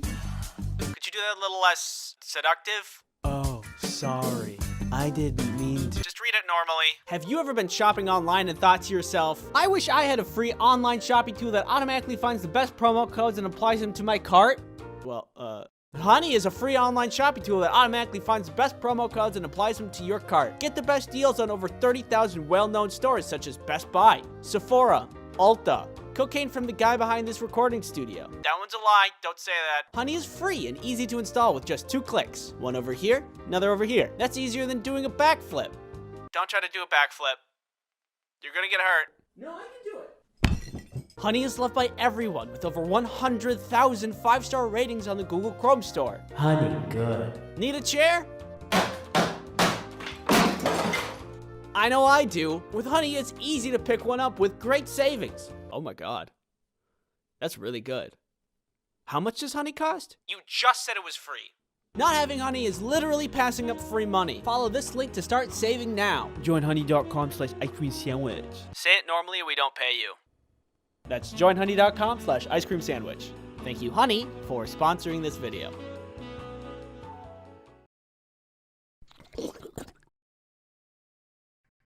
You ever been on an obstacle course that's full of mud? Well, if you need anything to do on the weekend, I rank that 10 out of 10 on this ranking system I just made up. It's actually really fun. Kelly and I just went last week, and it is fun. Rewind 6 months ago. Kelly and I are talking. She's like, let's do a mud run. And I said, yeah, even though this isn't something I would normally want to do, because I don't like messy things. Like Nickelodeon slime. Yeah, woo! I love this. I love this. I'm having fun and loving this. It's so fun. But I did it anyway. Turns out doing stuff out of your comfort zone is fun. Because now look at me. I'm like a salesman at your doorstep trying to sell you mud runs. Mud. If you've never been in a mud run, this is what it's like. Apparently there's 2 kinds of mud runs. One that's competitive and people actually try to win. And the one that I went to, which is for casuals. You just go at your own pace. You could just walk. You could just sit in the mud. You could leave and go home. See you later. After the race starts, you see a lot of your run-of-the-mill obstacles. A wall, you gotta get over that. Monkey bars, a muddy pool of water full of mud and water, and pee-pee. And there was also a tire flip, but this one was on a hill, so it made flipping the tire really hard and dangerous. But it's a mud run. There's lawless land over here. It's lawless. without law. Kelly and I at this point were having a lot of fun, but thank God that this was a casual mud run because I could not do any of the upper body strength things, like monkey bars. I could never do those when I was a kid. And that translated into now where I still couldn't do them, and it ruined my arms. I think I completed about one of the obstacles. Moving on. The rest of the race was mostly long paths of running with just a couple of wooden beams sprinkled around that you had to get over. Woo! Some of the running left the main muddy area and went into the woods, which I was a little worried about because there was lots of rocks and roots and it was really steep. I don't know. I've heard of stories where people just trip and they hit their head weird and then they stop living. I didn't want to fall and hit my head weird and then become part of the obstacle course. But hey, that's the name of the game.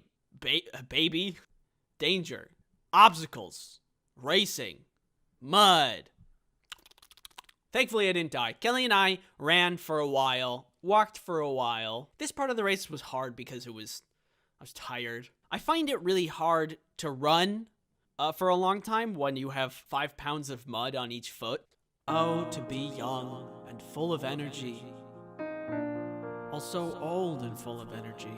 The last part of the race was really, really steep and really, really muddy. They made it the muddiest part of the race. I mean, just standing in place, you would slide. At the bottom of the steep hill was another large pool of water that you had to swim through. After all the mud that you just ran through, you'd be really messy. So this one was so you could clean off. Wash off all the gunk. Then there was a really tall thing that I'm surprised nobody fell from and sued the place. And then there was the finish line. And everybody got a medal and a t-shirt. And it was really fun. I was surprised that I had a good time because, I'm not a guy that likes messy stuff. But I had a good time. And I recommend it to anybody who's, like, bored. You're not motivated. Just watching, like, stupid garbage on YouTube. Go to a mud run. Yeah, try it out. You might like it. And Kelly and I treated ourselves to a race well completed with McDonald's. We did it. That's a winner's meal.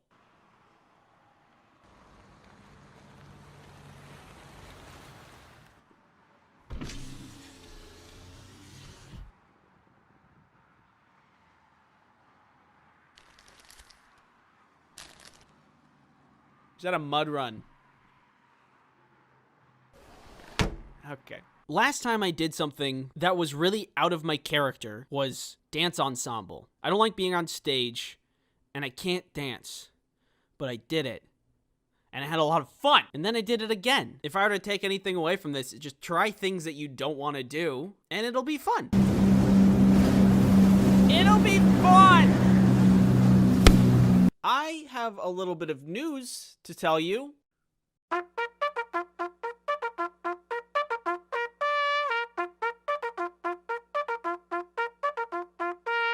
If you're thankful for 1 million people subscribing to your channel and you know it, clap your hands. 1 million subscribers. Isn't that something? I don't have to tell you that 1 million is a big number. I don't have to tell you that this channel is larger than 93 countries on Earth. I don't have to tell you that this channel is 43,000 people larger than Djibouti. And I don't have to tell you that if we went to war with Djibouti, we would have a strategic advantage. So I won't. But I will tell you that I'm thankful. All of this is happening at a pretty busy time in my life, so it really came out of nowhere. You've been patient with me and helped me achieve something I actually never thought would happen in my life. I'm lucky to have you. And if there's one thing I want to say to you guys, it's this. Thanks.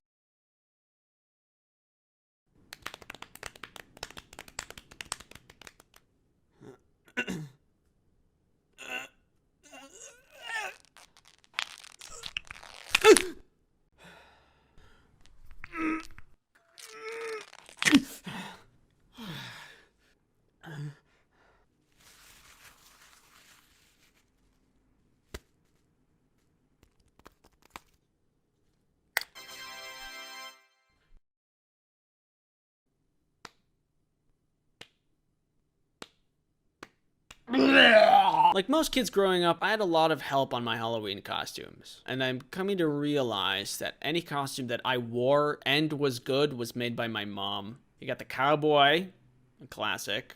Clown, another classic. An eldritch blood god from a different dimension named Daniel.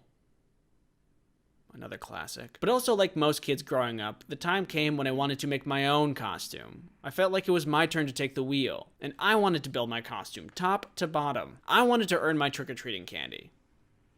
So naturally, I dressed up as a cardboard box. There were a lot of Halloweens that I took part in, and there were a lot of doors that I trick-or-treated at. And through all of those years, I think that my box costume takes the cake for worst costume.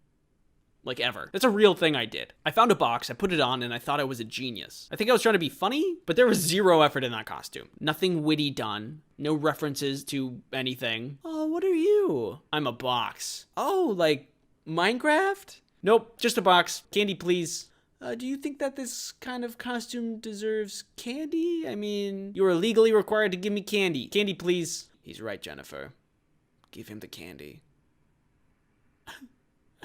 Yeah, I'm disappointed too. Needless to say, I think I wasted my trick-or-treat years. If I could go back, I think I would do a lot of things differently. Like, I have ideas now, better than just, you know, a box. For example, I thought of this costume the other day. So everybody now knows of the video game sensation Fortnite, and that costume is probably going to be all over the streets. It's not hard. You have the vest, maybe a little blue glitter liquid in a jar, grab some cardboard for a gun, bing, bang, boom, there you go. But imagine welding together some kind of crane type operation that you can wheel around. And you clamp the kid onto this with some string and a crank, and you crank them up. And when you arrive at the trick-or-treater house, somebody goes up, rings the bell, and you lower them down. And they hold a parachute above their head, like they're parachuting down in the game. Huh? Pretty slick, right? Like stuff like that I would like to do. That would be crazy impressive. Like if you came to my place in that as a costume, I would just give you the rest of the candy that I have. Sorry, I just gave all my candy to that other kid. Do you see his costume? Anyway. Do you guys want this empty bowl? I suppose I still have opportunities to dress up all fancy. Like I still go to Halloween parties. I don't know. It also feels like a lot of work, so maybe I'll just dress up as a box or something. I'm so lazy with Halloween. My whole life, my mom made all of the good costumes and also the decorations. The spookiest thing that I have around here is this half-dead plant. I should really water that. Yeah, I gotta... I have to step in my game, I think. For the sake of all things spooky, in the name of all the costumes made for me, and to make up for all the costumes that I made, I need to properly celebrate Halloween. I need to save Halloween, and I know exactly how I'm going to do it.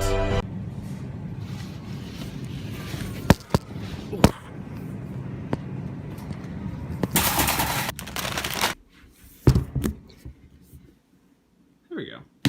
This is it. I'm finally doing it. Here's our boy, ready to be decorated for the good of Halloween.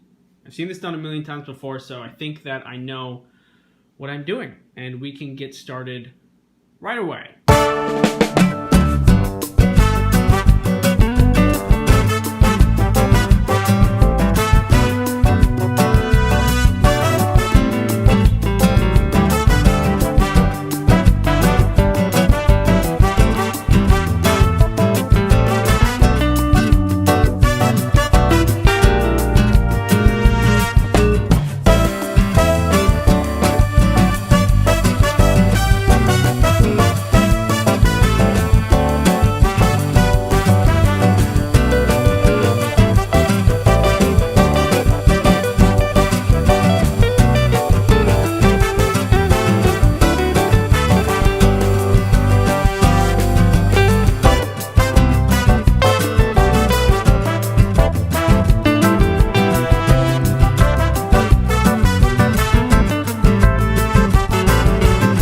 Did it.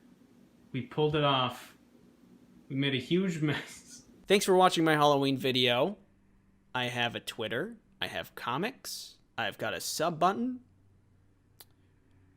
Should we talk about the 200K subs thing? That was really sudden. I mean, like, you guys... Oh. Who's that? Oh, hello. Are you another sub? Oh, come on. Come on in. Come on in. Yeah, you guys really came out of nowhere. There's like tons of you now. I really appreciate you giving me the time of day and all that. Yeah. So anyway, I should just put you with the rest of them. Now, little Timmy, you know better than to steal cookies from the cookie jar. You know, I never told you this, but if little children eat cookies before dinner time, they spoil their appetite. And bat wings will sprout from their eyeballs, and they will fly away into the sun where they will explode. Hot take of the day, I think lies, they're bad. If you lie to somebody, there stands a chance that you could really hurt them. Hey, buddy! Go over there. Don't worry, it's safe.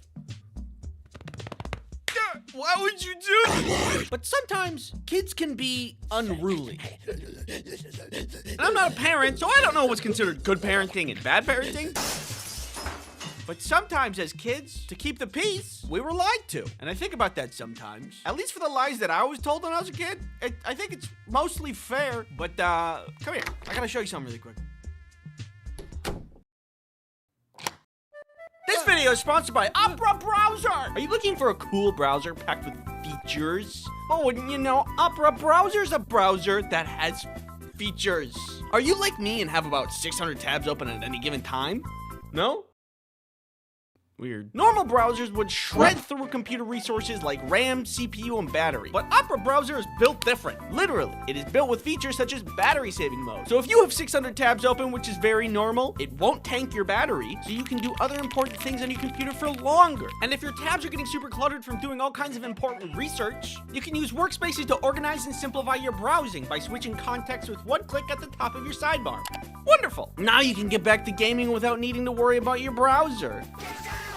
Opera Browser also allows you to customize your browser's experience with things like wallpapers and custom sounds. Thank you, Opera, for sponsoring this video. Normally, as stated before, lying bad, but I can empathize with parents if they need a little more order in the house. I look back on my childhood and remember how I was lied to from time to time, and I think, yeah, that was warranted. Like one time when I was a kid, I was told if I keep making that face, it will stick that way. I remember at the time I was harassing my mom while she was making us dinner. Mom.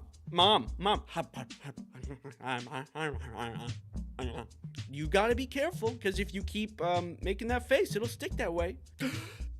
I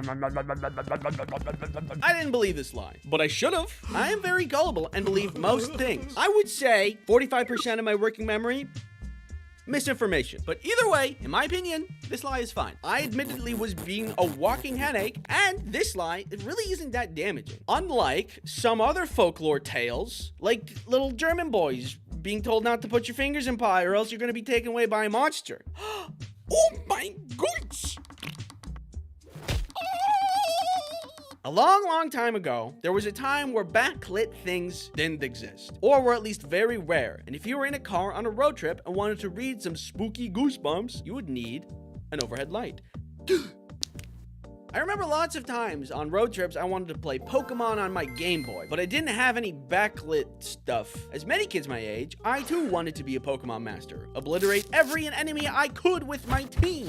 Okay, I'm ready to battle. To do any of this, I needed light. A simple thing to come by these days, but at that time, I had none. There's this thing I used to have that was like just a little spiral light that would connect to the Game Boy and just be like a lamp, a literal lamp shown on the screen. Can't remember if I just didn't have it at the time or it broke, but either way, I needed the top light. So I turned it on, and then my dad turns it off. Apparently, as my dad put it, it was illegal.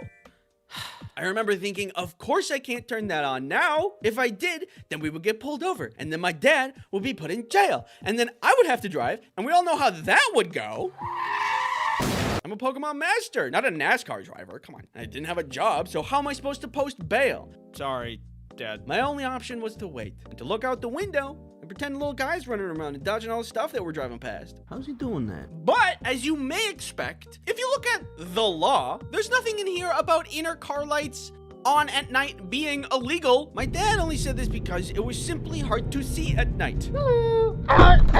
Which is honestly fair. Even though I was fighting the biggest criminal organization in the history of mankind, Pokemon, I do know now it's harder to see when the inner lights are on. I didn't understand at the time how important visibility was. However, I would learn how very vital it is years later while I attempted to get my own license. Do you need sunglasses? No, I'm fine. Now I understand. Kids tend to pee in pools. It's just the way things are. I don't make the rules. This can become a problem when you try to teach a bunch of them how to swim. So when I was in swimming class, before we started at all, our swimming instructor told us, if you pee in the pool, it'll react with a chemical in the pool and turn it red. And so everyone will know that you peed in the pool and that you're a pool peer. Hey, this guy pees in pools. You give me that. Give me the pool noodle. Bad. And up to that point, I had been being in the pool. Used to be so vile. I'm sorry to admit that, but as a kid, I was just like, well, a fish can do it. Oh, dude! Ew! Come on, man! My kid's in this lake! It's very selfish to be in the pool. You ruin the pool for everyone. It's like everybody's having a soup, and everybody's really excited to eat the soup, and then you throw a bunch of spice in the soup, and you're just like, oh, no, that's just for me. Don't worry.